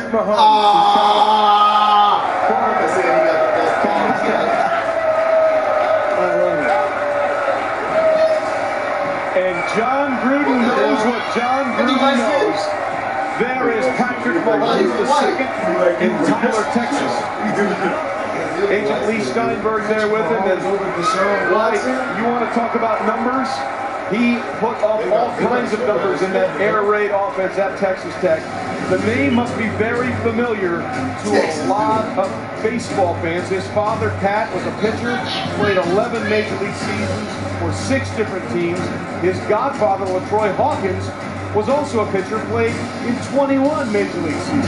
In fact, Patrick Mahomes, when he got to Texas Tech, played both football and baseball, was settling down on football, and Mel, it was a good decision to pick football. It definitely was. Think about the Kansas. Who's willing to kill themselves to win a ball game? Never give up. It's a great game situation. When we talk about these young players and the league is in good hands, well, it's also in good hands with some of these young coaches. We've heard some great sound from Dave Fizdale from Memphis, and how about Jason Kidd? Give me that shot! Giannis time, nigga! Don't go on you, bitch! Come on. It's a good one the other way. Terry Crews. Jason! Oh my goodness. Did he hit his head? Did he hit his head? It looked like it. Oh, goodness. What a shot Dellavedova took on this offensive rebounding. Here's Antetokounmpo with another block shot on DeRozan. It's still on commercial, bro. This kid can throw the ball all over the yard. Give me that shit. No, worry about that, man. The pick is in, man. Not in yet, bro. It is. Well, this goes back to those 2 missed free throws from a tired Giannis. Think about that. He's still buckled over here. 7-point game. Go back. So they've missed 3 or 4 free throws here in this fourth quarter.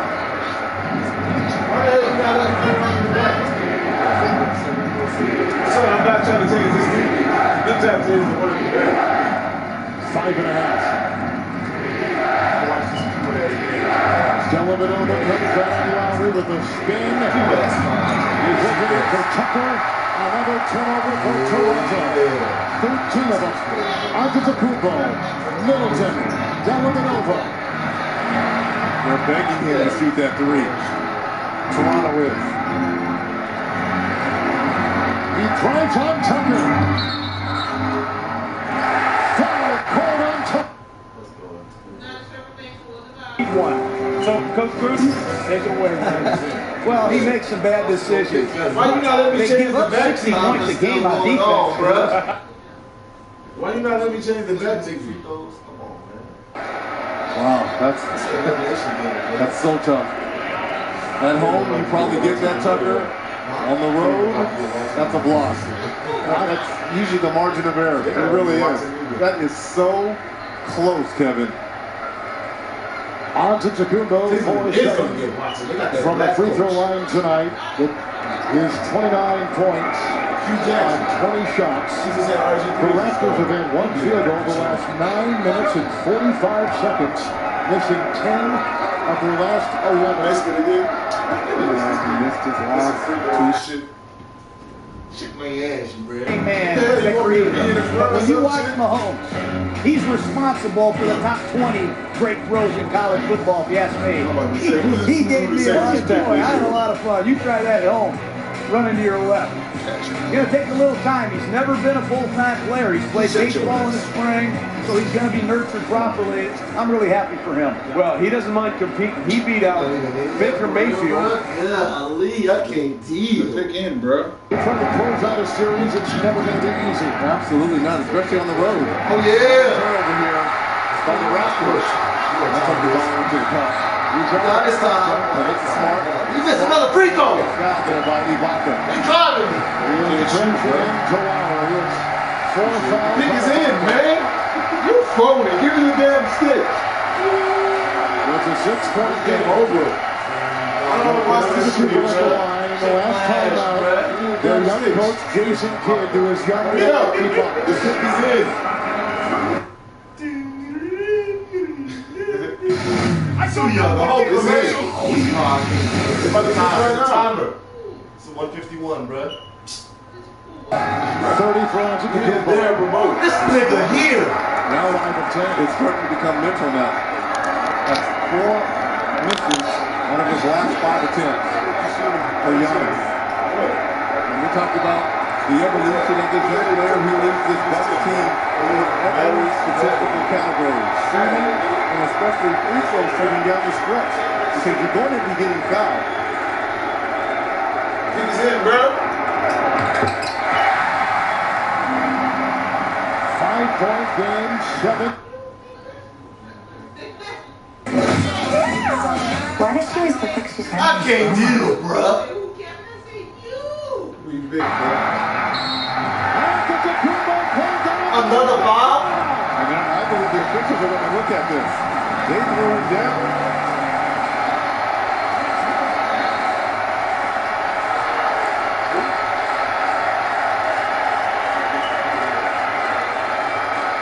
That's what Jason Kidd is pleading to the official, Mark Davis. They want them to take a look at the flagrant.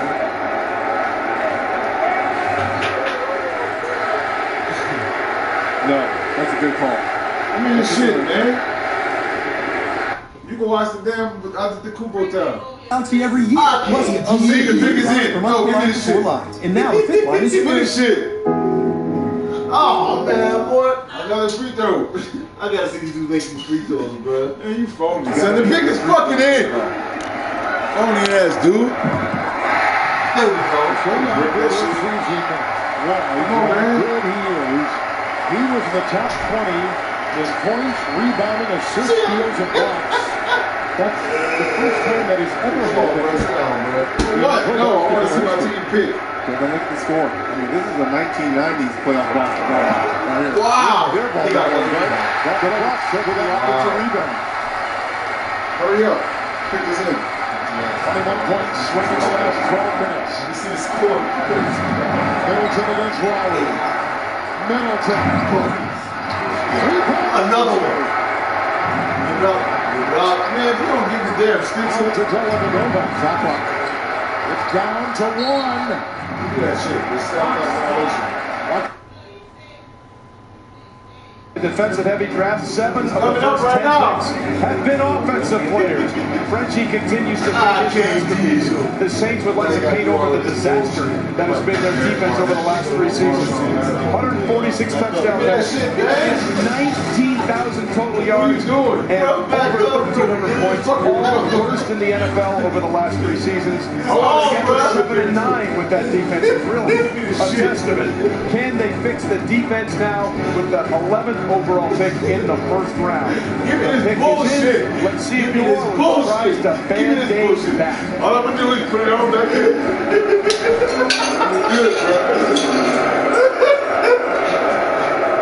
Oh man, I can't deal. The 11th pick in the 2017 NFL Draft, the New Orleans select Marshawn Lattimore. Yes, thank you. Cold ass dude. Let's go. Ohio State.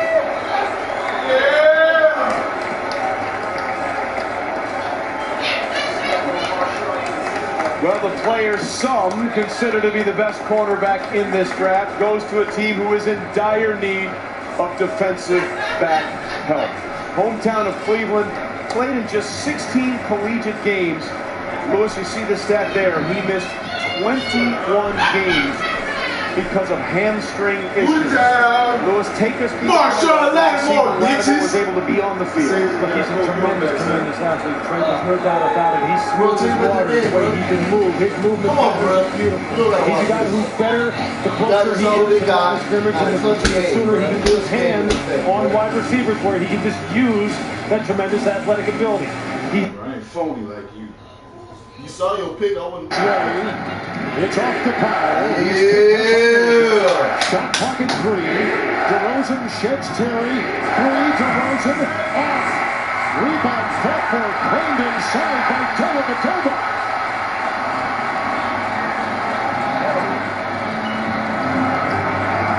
Patrick Patterson defending Antetokounmpo. Terry. Middleton. Inside Monroe. Trevor. On top, Terry for the lead. Jet! The Jet! Oh, they got the lead. Oh, shit. Exactly why you talking that shit. The Jet!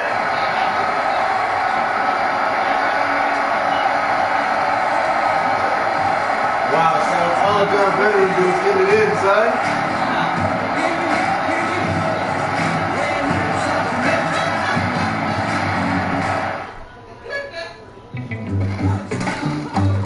Take it easy, take it easy, take it easy. No need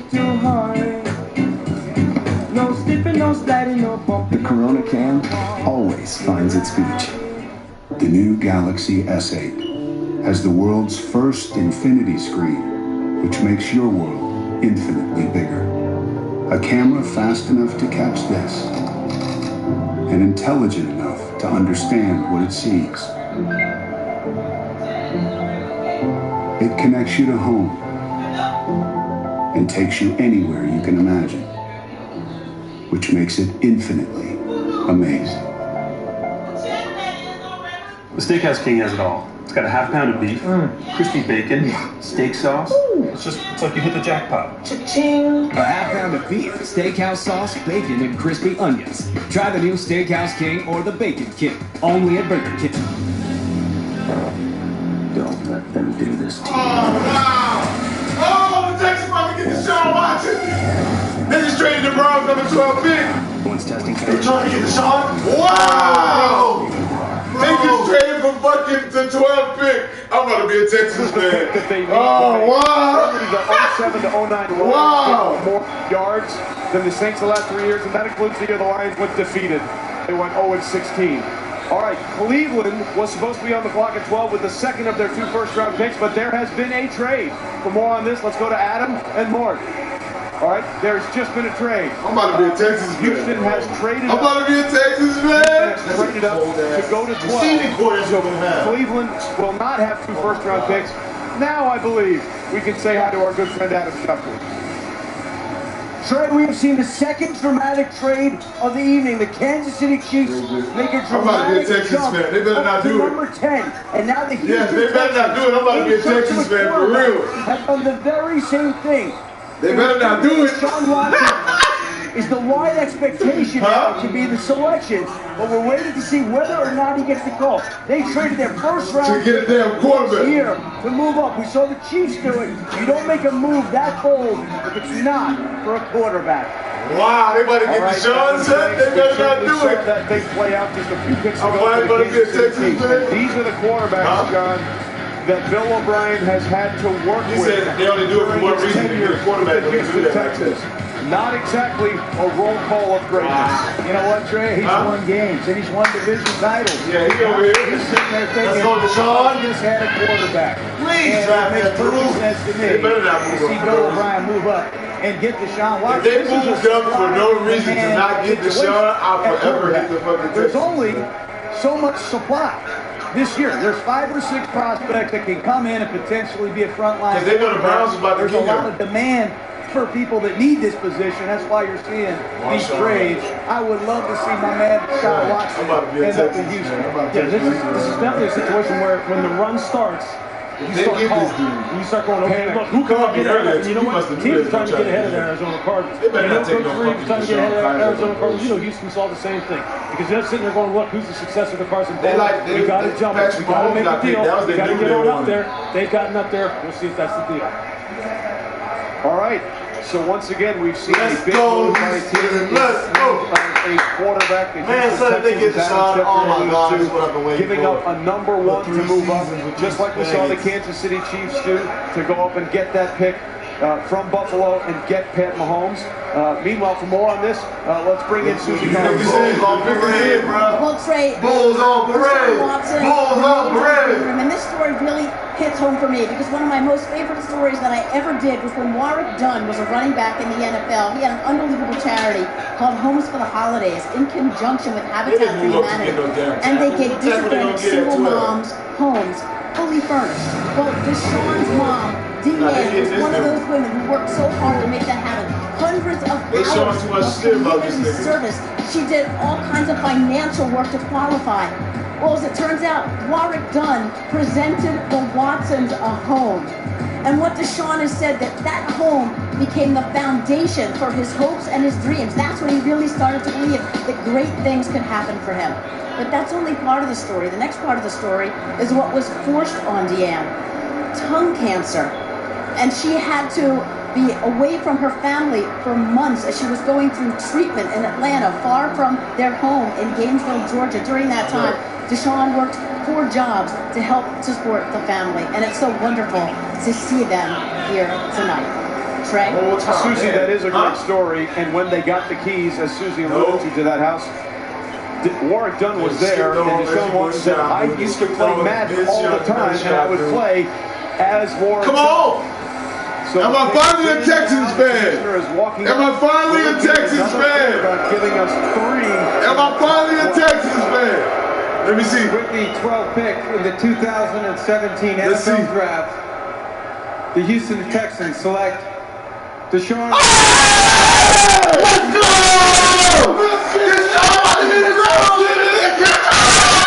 Let's get it! It's time to get it! The water! Yeah! A bold statement that said if you pass on Deshaun Watson, you're passing on Michael Jordan. That's how good he believes Deshaun Watson can be. He graduated in 3 years. Twice a Heisman finalist. He was the runner-up in 2016. We alluded to the story about his family going to home with Habitat for Humanity, teeing up with Warwick Dunn's charity. Finally, bro. Stop being phony and not being a damn Texans fan. I would have been one when they got Reggie Bush. You can say he was at his best when he played his best opponents in college. Alabama back-to-back title games. No doubt about it. Big story, obviously, Houston going up.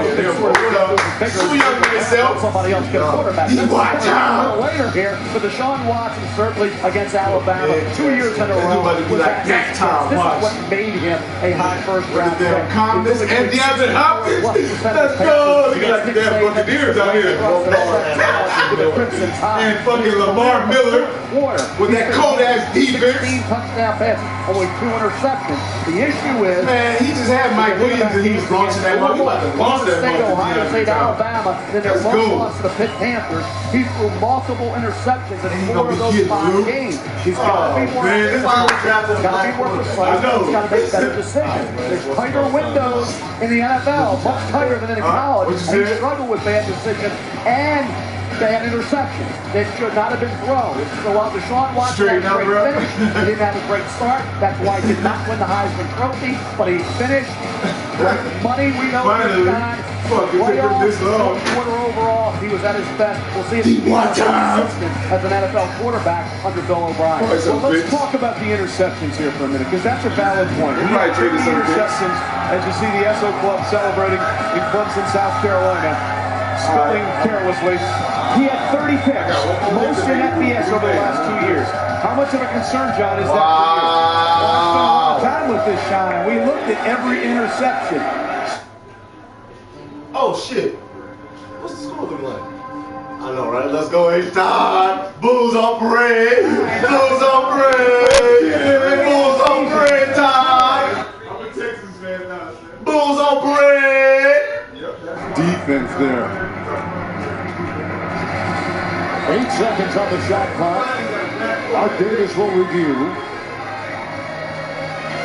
to see who it was off of. Well, it looked like it was Dellavedova. Look at the follow through from his right hand. Yeah, good call. You're right on it, Reg. And Dellavedova knew it too. I mean, he did not. Well, and again, now this is an extra timeout for both teams here. 8 seconds left on the shot clock. 54.4 left in the game. So you don't need to go too quick, but obviously you got to get the ball in the hands of DeMar DeRozan to allow him to create along with Lowry. But getting the ball in, which is a very difficult spot where they're inbounding the ball. This is right to the side of the Milwaukee bench. A lot of times we call this Cotton corner. Oh, they're going to let him inbound it from underneath the basket. It's Joseph will be defended on the inbound by Terry. Shot clock is down to 6. Thonmaker is in. DeRozan by him and takes it up. Oh, he dropped one hard. 7-0 run by Toronto. Middleton the other way. He throws it away. What a play by DeMar DeRozan, who has done everything tonight to show why he's a 3-time All-Star. Here's the problem. There's no way that Thonmaker was going to be able to guard DeRozan out there on the floor. 1 foul to give for Milwaukee, and there it was. I liked the decision having Maker on the floor, but he should have been under the rim waiting on DeMar DeRozan. He was chasing him from the right. And that should have been an and one. Antetokounmpo with the foul. He's got 3. DeRozan. Joseph. He's fouled as he takes it across the lane. Now the Bucks are trying to extend the game with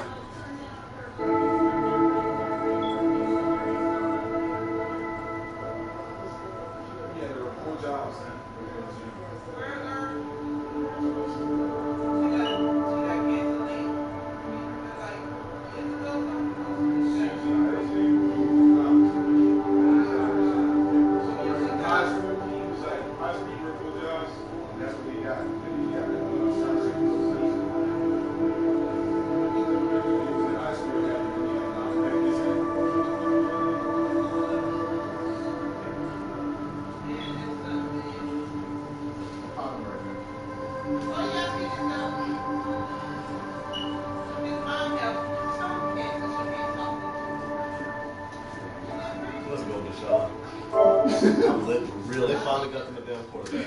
Hey, what's this? Let's go Texans. Oh fuck! I gotta finish my Blake up. I'm too excited, bro.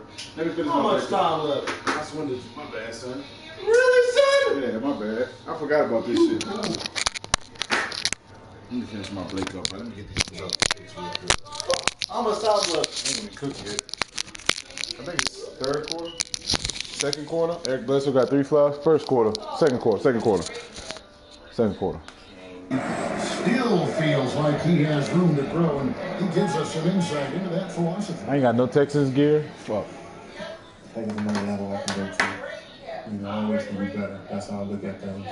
Teammates need more than ever now. Coaches need more from me, so I gotta dig deep and see where I'm finding from. Just to let everybody know, finally they did it. They got D-Wop, my boy, so I am now a Texans, Saints, and Packers fan. Let's get it!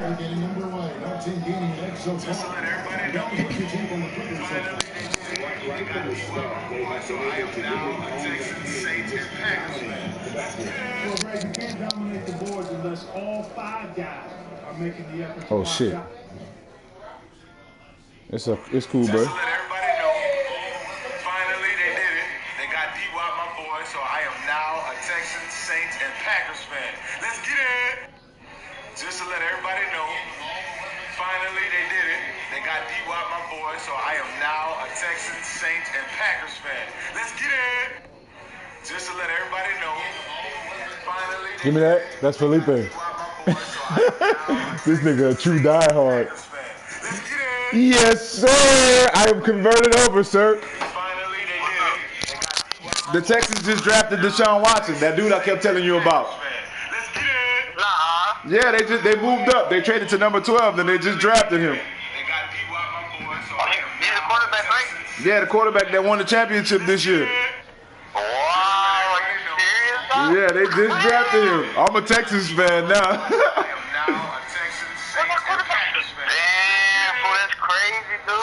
I know, that's crazy, huh? I was trying to call you earlier, but I didn't know I had the headphones on, so I was like, my phone don't work. Just to let everybody Nah, that mug, they just did it just now. Just now, see, I'm at the hospital because they get dead in the hospital. That's crazy. That's why I was calling you to see what was going on, bro. Oh, you was calling me to see what was happening? Yeah, because we're at the hospital. Megan's dad in the hospital, ICU. Oh, okay.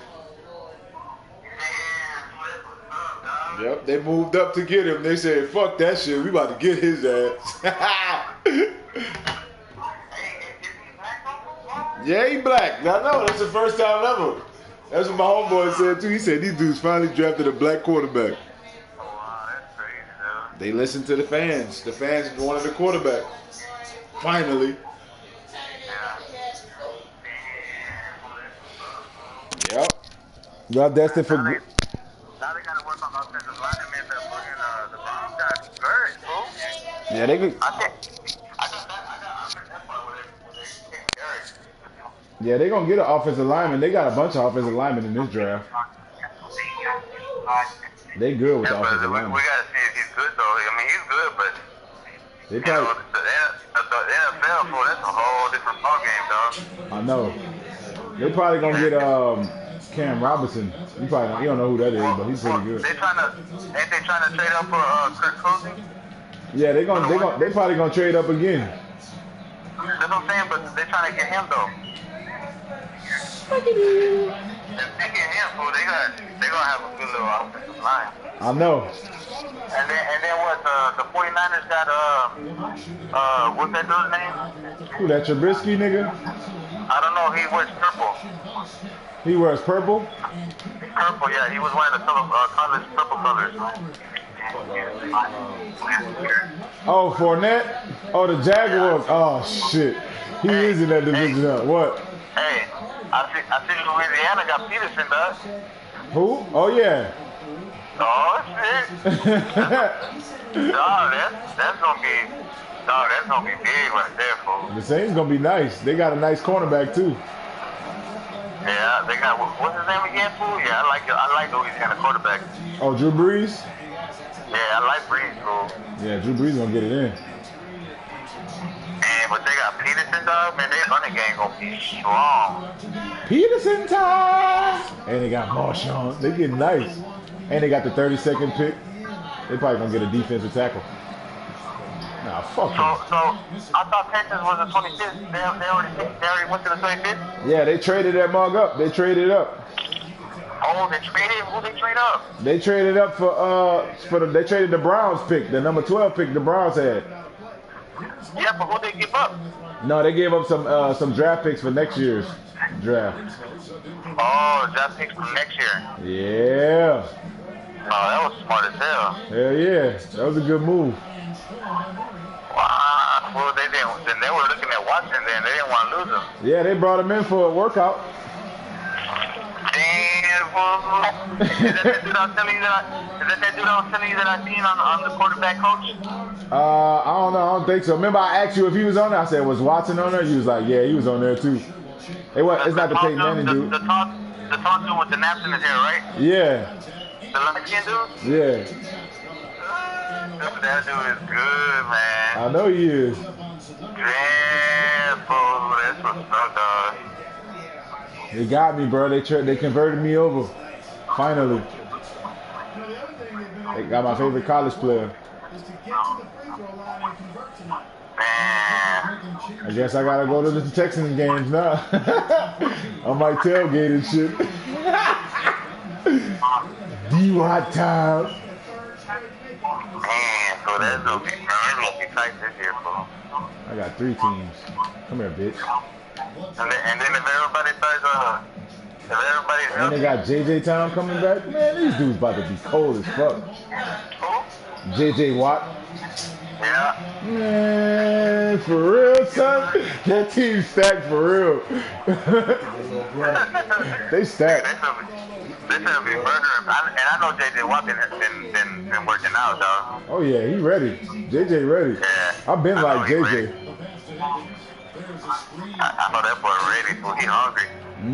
He coming. He hungry, dog. I know Hopkins happy. Clemson boys. The Clemson boys. Hopkins top. He like, yeah, they got my brother.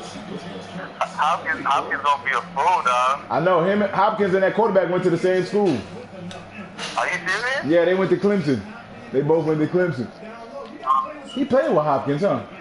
Yeah, he played with him. Yeah, they played together. He played with Sammy Watkins then? Which one he played with? Oh yeah, they went to school, the same school. I know Hopkins is happy, huh? Yeah, he probably, I know he ain't gonna tell nobody, but he gonna be like, yeah, hell yeah, let's get it. He gonna be breaking ankles, cuz. He gonna be breaking ankles, fool. And then if what's his name comes back too, dog? Who? That one that got hurt, the wide receiver. Oh, Miller? Who? Braxton Miller? Who? Braxton Miller, the fast dude? Give me that shit. Nah, not Fuller, the other dude. Braxton Miller, there you go. Yeah, Braxton Miller. Yeah, he gonna be cold. Yeah. He gonna come back too, dog? Oh, my that's God. gonna be cold. Hey. He's the second cook. Hey, and then, so you gonna have this dude, and then you gonna have Braxton Miller that you can get quarterback, so he gonna be getting it to hell. They're gonna be passing it, they're gonna be doing quarterback sneaks and shit for a while. Hell yeah. They better get a good offensive coordinator, though. That's what they really need. Bill O'Brien is their offensive coordinator. Oh, Bill O'Brien is. You right, fool. He said he was going to take over that shit. Yeah, he said fuck that shit. He don't want to lose his job, that's why. Yeah, that's why he went and got a quarterback. they was coming for his shit. And fool, maybe. Man, dog. Oh, fucking. This shit is going to be loud, dog. Yep. Hey, but all the teams are upgrading, fool. Yeah, they got some nice shit going on right now.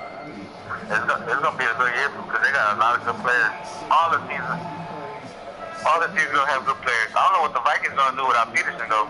Be poo. We ain't worried about no Vikings. They gonna be garbage.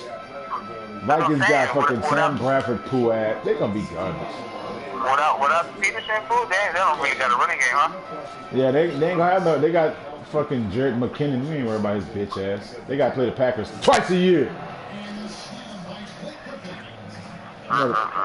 Packers winning that division again.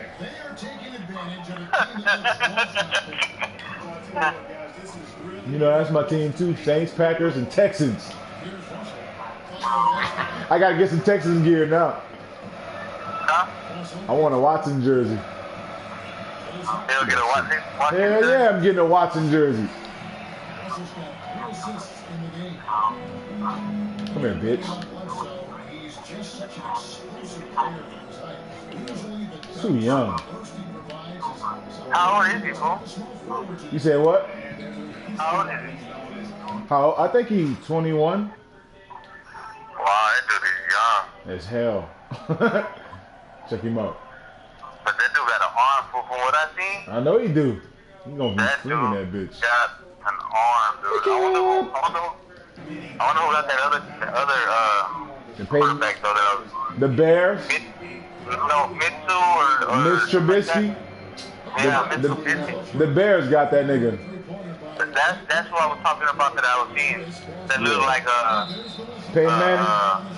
Yeah. Yeah, that's who they got. They got fucking Mitch Trubisky, bitch ass. The Bears got him. We not worried about him either. He in the Packers division. He got to go against Aaron Rodgers. Who got Derek Barnett? Garnett, that's a good ass pick. He was fucking, what's his name? Yeah. And Kendricks, huh?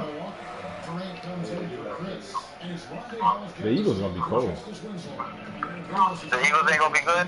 Nah, they gonna be good. They just drafted a nice dude. You better stick back up. Kevin Durant. Oh, hell no. Nah. Clear out. We got Watson. Force, wake up. Easy, skinny ass nigga. Huh? Quarterback. Who you talking to yourself? Oh, TJ. Yeah, shit, nigga. Watson. Watson. I'm thinking Watson. Okay. So we're good, right? As far as quarterback, rankings we are. No, y'all are good. Durant, yo skinny ass, get out the paint. I know Dwayne Brown came back, right? Or they fitted him. Nah, he came back. Yeah, if he comes back, bro, and then Nick, the center. Yeah, let's get it. Man, I'm telling you. Look at Nicholas, fool. When he was in college, and see how good of a center he was. You know what? He's like a J.J. Watt, fool. He is, fool. He is. If you look at him, he's like a J.J. Watt, fool. Who? Nick, the center. Oh, yeah. The one that hurt his ankle in the beginning that didn't even play. Yeah, he gonna be good. I'm telling you, fool. Dwayne Brown coming back, and then they got, dude, we got a triple threat. We got Ferguson, we got Fuller. Fuller need to work on it, so I'm pretty sure they've been working with him. Fuller coming. He just got to break out of his shell, that's all. He need a good quarterback. They got one now. Yeah, that's what I'm saying. They got one, so he shouldn't have no excuses now. If he messes up, that's not his. Yeah, let's get it.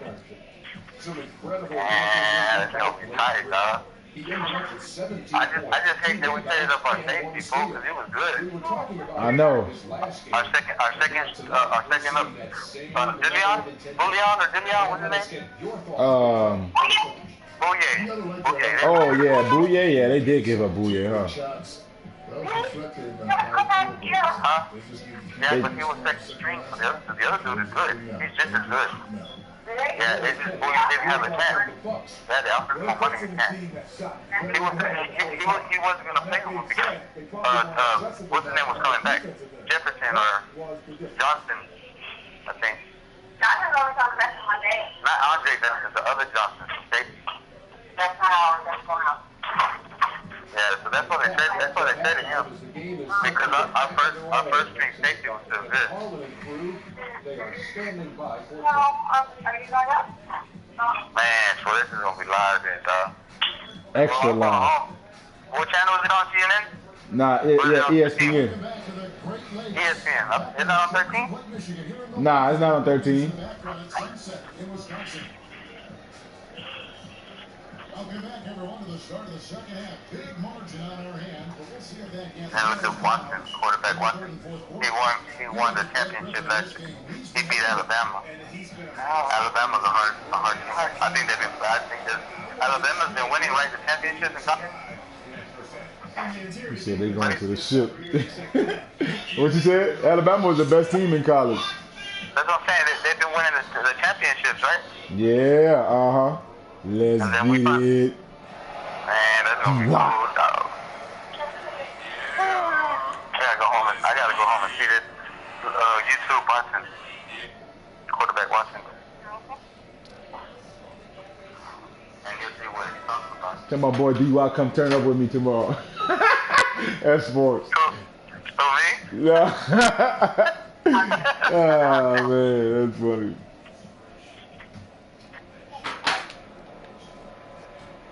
Yeah, fool. When I see that dude at camp, fool, that boy is cold. You gonna get it in. I just gotta see how he works with the pressure. I haven't seen him play in college. But the way his arm is, fool, man. That boy's like a Brett Favre, huh? Yeah. Yeah, he's like a Brett Favre. Come in on Maryland if you want to. You're gonna be drilling that bitch. What? I'm saying you're gonna be drilling that bitch. Wake up on the break.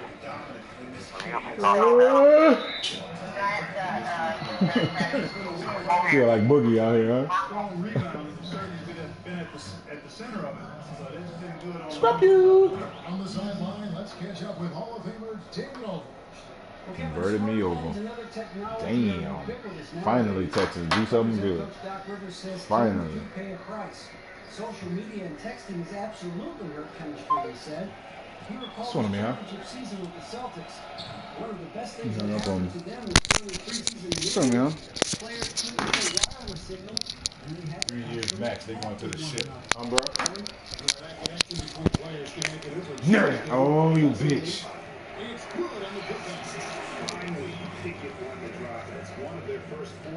That dude about to be cold, son. Bledsoe again?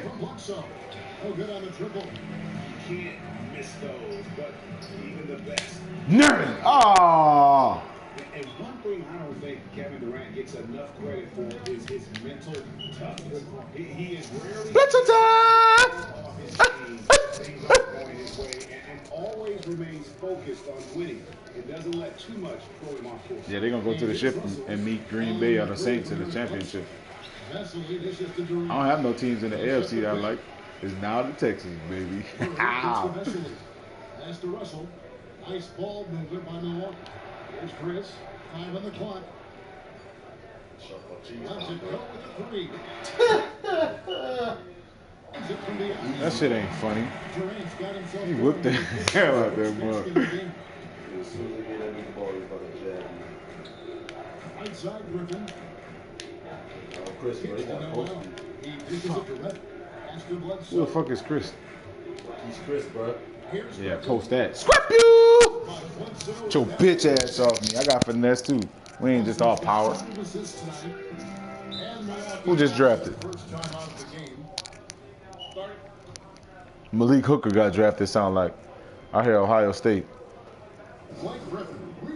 Who the fuck he go to? He has absolutely worn them out in the paint. They need to come up with a plan to limit his touches in the interior. They need a damn secondary. They got Malik Hooker? They need to get him and fucking Humphrey. Oh, fuck. Malik Hooker, yep. The Colts got him? Yeah. Damn, that's a good pickup for the Colts. Oh, that's another person in their division, though. You got Leonard in your division and fucking Hooker? Oh, shit. Huh? It's a very cold line. It's going to take Leonard 3 years to crack that line, son. AJ, Merciless. I know, their line is cold. What's his name? Jadeveon cold as hell now. JJ, what Jadeveon said? They're going to be at the top of their shit, too, this year. Both healthy, and Jadeveon is coming out the season. These dudes about to be cold, son. Yes, Texas about to be stacked. Oh, and they got Kendricks, too. Who? Kendricks. I mean, not Kendricks. McKinney. Come here. McKinney, bro. Oh, Bernard. Oh, my God. They so stacked. Yeah, for real. Let me see you. That's the KD dunk. Fucking skinny dunk. The Raptors moved on. Come here.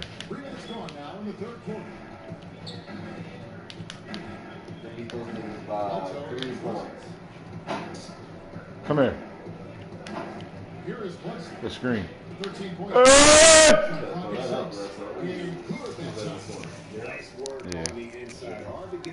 Yeah, 15-5, bro. Coming for the Andrew Harrison time. Why you didn't move, dude? You tired? Come out the game if you tired. Look at me. All right, bum.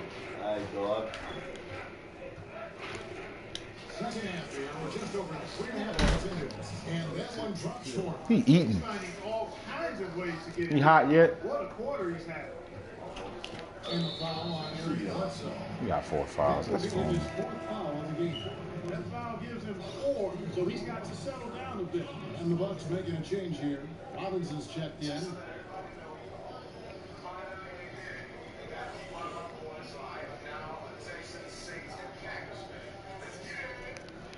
Let's get it!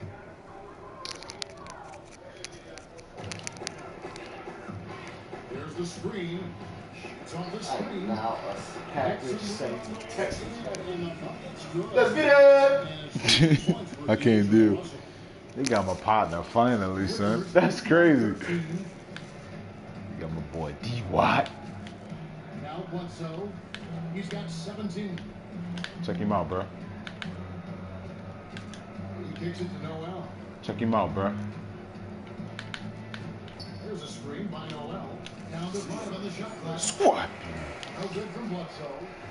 That was a half-hearted pick, and he was just going through the motions on that possession, and now it's across it. Out to Russell.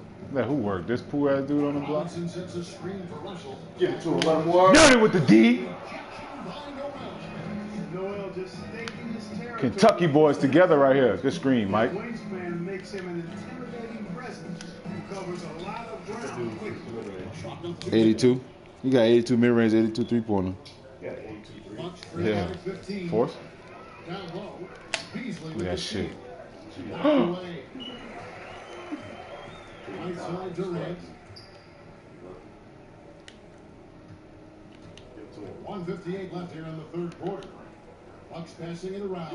Russell with a wide open look. What? Contained shot. And it's good. Off the back of the rim and in. Again and again, they're dissecting the defense and creating those high percentage looks from inside. And even under pressure in close, I think they've still done a good job maintaining concentration. You said my head's gonna explode. Wise move to call time out there. They need to settle down a bit. They've been playing out of control at times here in show with their turnover numbers. I just jicked him. Whole bad. Ray J forced it. Welcome to the fan. You forced this. Where did you buy that from? Jason Smith, he's checked in for Beast. And why did you buy that shit? And Jared Bayless subbed in for J.R. Smith. This what you want to see, bro? Now here's Bayless. This what you want to see? Nerding time. That's what you want to see? Huh? I'm online right now, by the way. They can hear me. I'm still recording, right? Yeah. Why is Nerlens still in the game, by the way? Noel is a work in progress offensively. What more guys do you think he should try to fill offensively? Well, I like his athleticism. Yo, watch my game. Watch me broadcast. Eric Bledsoe still in the game? Nerlens with the D.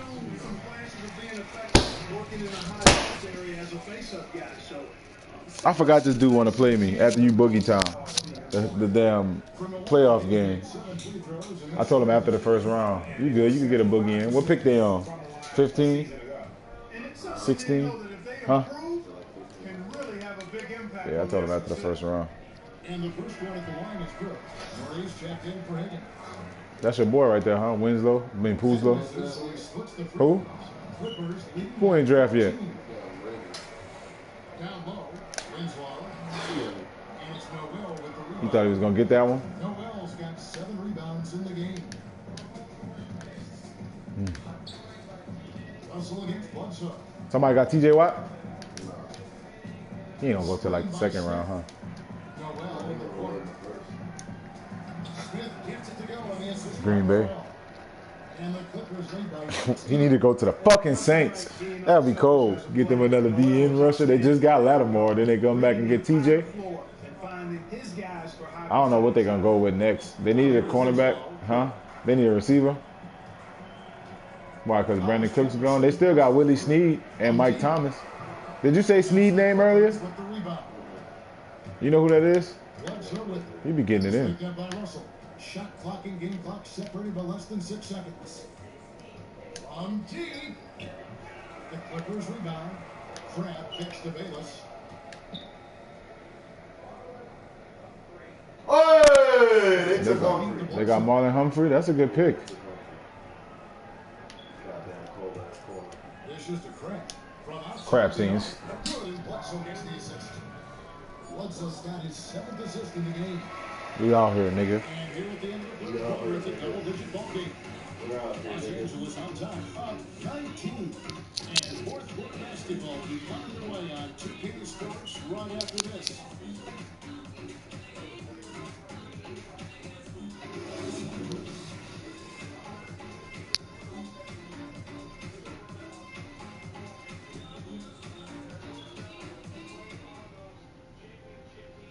And now a sneak peek into the huddle with Coach Jason Kidd.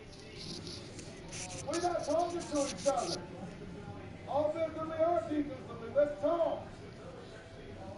That nigga Drew. Coach Jason Kidd said one of the things that can happen over the course of an evening, right down in communication. And the fact is, even in a league of superstars, What is that on? ultimately, a team game. You have to work together to succeed. Raymond trying to play you or what? Welcome back as we get ready to start the fourth quarter. Not exactly a nail-biter here, but you never know. We've got Murray. Hollis Jefferson is out there with Welcome Chris. to H-Town, brother. D'Angelo Russell. And it's Vesely in at the center position. That's the group for Milwaukee right now. Now, here is Russell. Wow, the Texans really surprised me, son. I really didn't think they was gonna do that. They was working them damn phones, huh? Noel's got rebound number 9 now. What an effort here. My bad, JJ. Scrap you. Don 12. What the hell do you want? Oh shit. Alright. Like we're trying to walk towards getting from their last couple. Alright. Be careful that they got a possum out there. Possum trying to swindle you. Now here's Bledsoe. Feeds to Griffin. No, sir. Damn. Shut up. Chris, nigga. Fuck Chris. Who is this guy? I'll try it. No. Come on back up, Beasley. Yeah, he should have went up.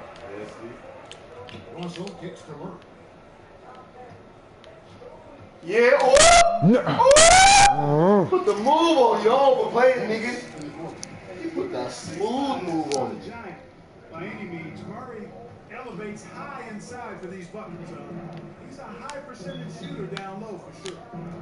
They say you got D, Chris. Hey! I just got swindled. You got swindled again? Yeah. I did a layup and that mug stayed on the damn rim for a long ass time and came out.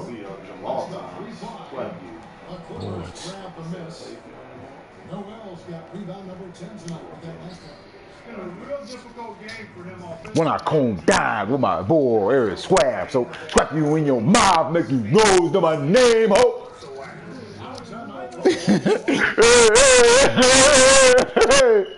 Damn, keys are tough. Really making a difference here. They don't seem to have any answers for him. They need to review their game plan and look for a way to cool him off.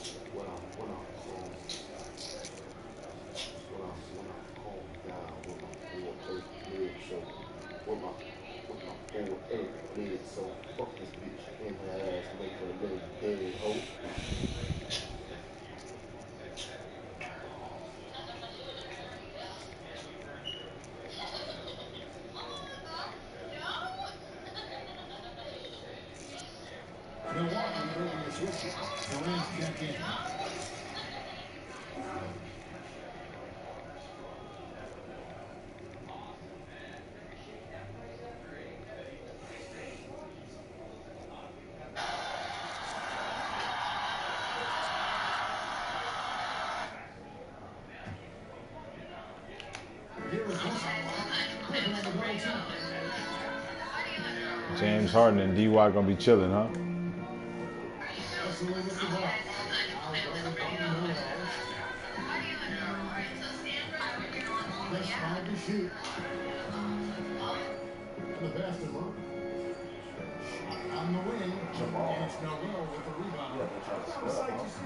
I'm checking him out, huh? Change your time, break up and one.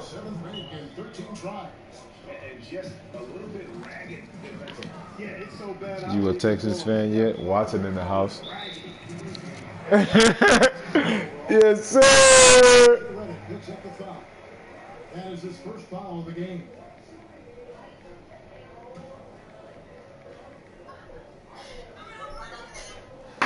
That's the dude I work with. He said, you a Texas fan now? Watson in the house. We was just talking about that at work.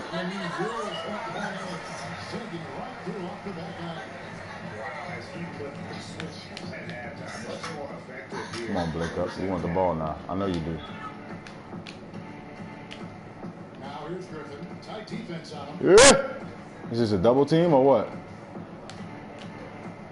Hey, Blake up time. That was a Blake move. You stupid power. Power. The stupid looking scoring. He be whooping that mug, son. Unorthodox looking shots. Squat time. That dude play unorthodox, son.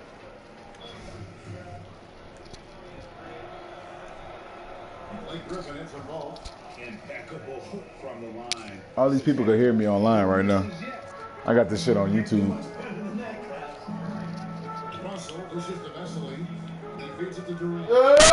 That mug was nasty. It's Tom. You got up on that bitch too. Who is he? He just got popped up by Blake.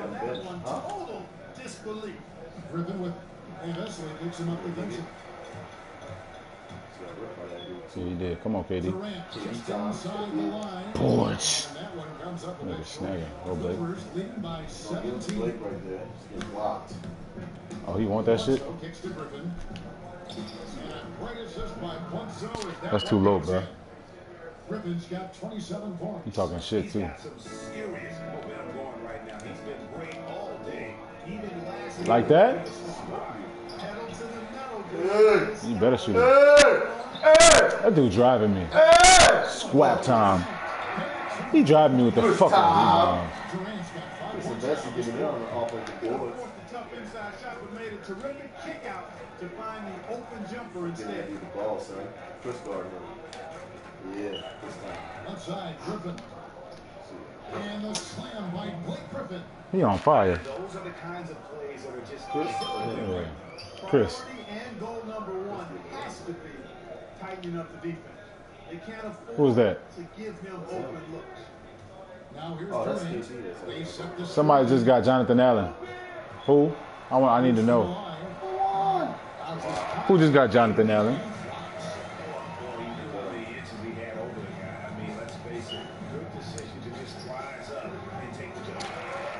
Montreal by 16.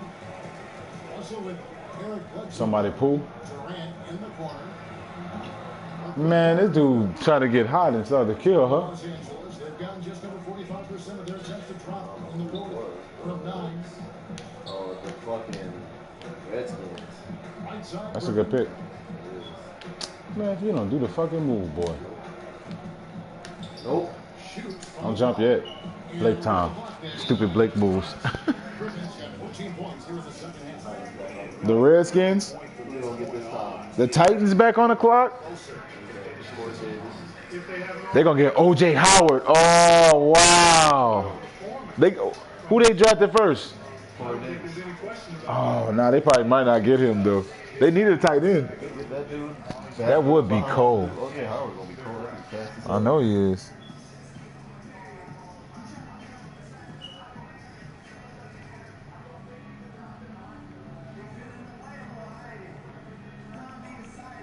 What's the point? Right. What's the point even trying? Robinson's checked in professionally. Hollis Jefferson comes in for Chris. Higgins is checked in for Murray. And Emmanuel Mudiay subbed in for Russell. Told you. You hear?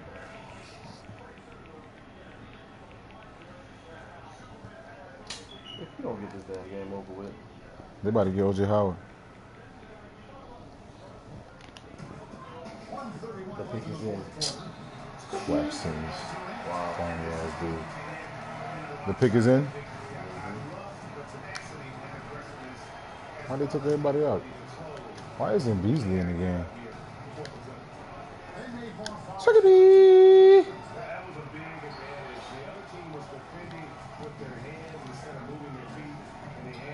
Marcus Cousins still would be in the game. Howard, that damn division gonna be ridiculous. You know, I just realized that dude. All them dudes got a whole bunch of damn firsts this year, huh? Yeah, man. I just realized all these cold damn dudes we saying is going to the fucking NFC fucking AFC South.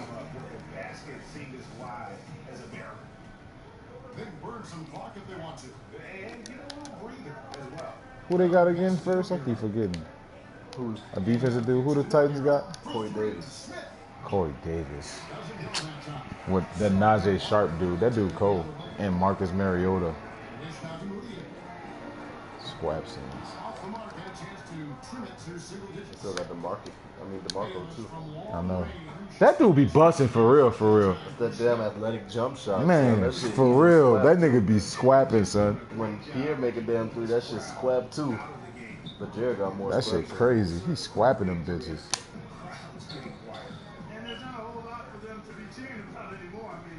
Take Blake up out and then put him back in. Squap scenes. Kevin Durant. The offense still up there. Oh, Green, he going to Green Bay. I ain't worried. I'm good. He coming to GB, dog.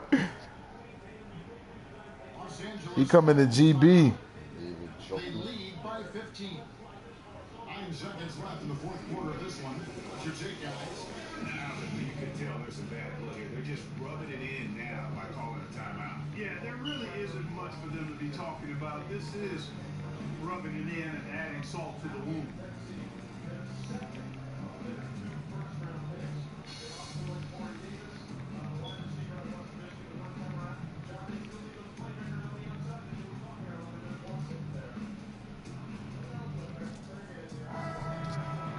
Blake up, you ready? Yeah, finally they grew some nuts. He said, yeah, finally the Texans grew some nuts. Huh, bro? Fuck. What phony ass drafting. Take the conservative pick, Barry. Bitch ass. Fuck that Barry dude. Oh, shit.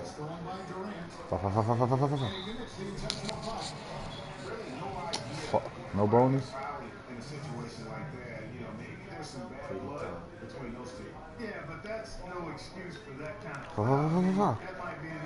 You a bitch, JJ Redick. Very fucking. John Watson can do for Houston what Dak did for Dallas. You can. He's not quite as poised and consistent as Dak. He's a clutch game performer. Who said it? The analyst, bro. John Gruden. No, Skip Bayless. Thank you. He loved Dak Prescott. I told you he reminded me of Dak.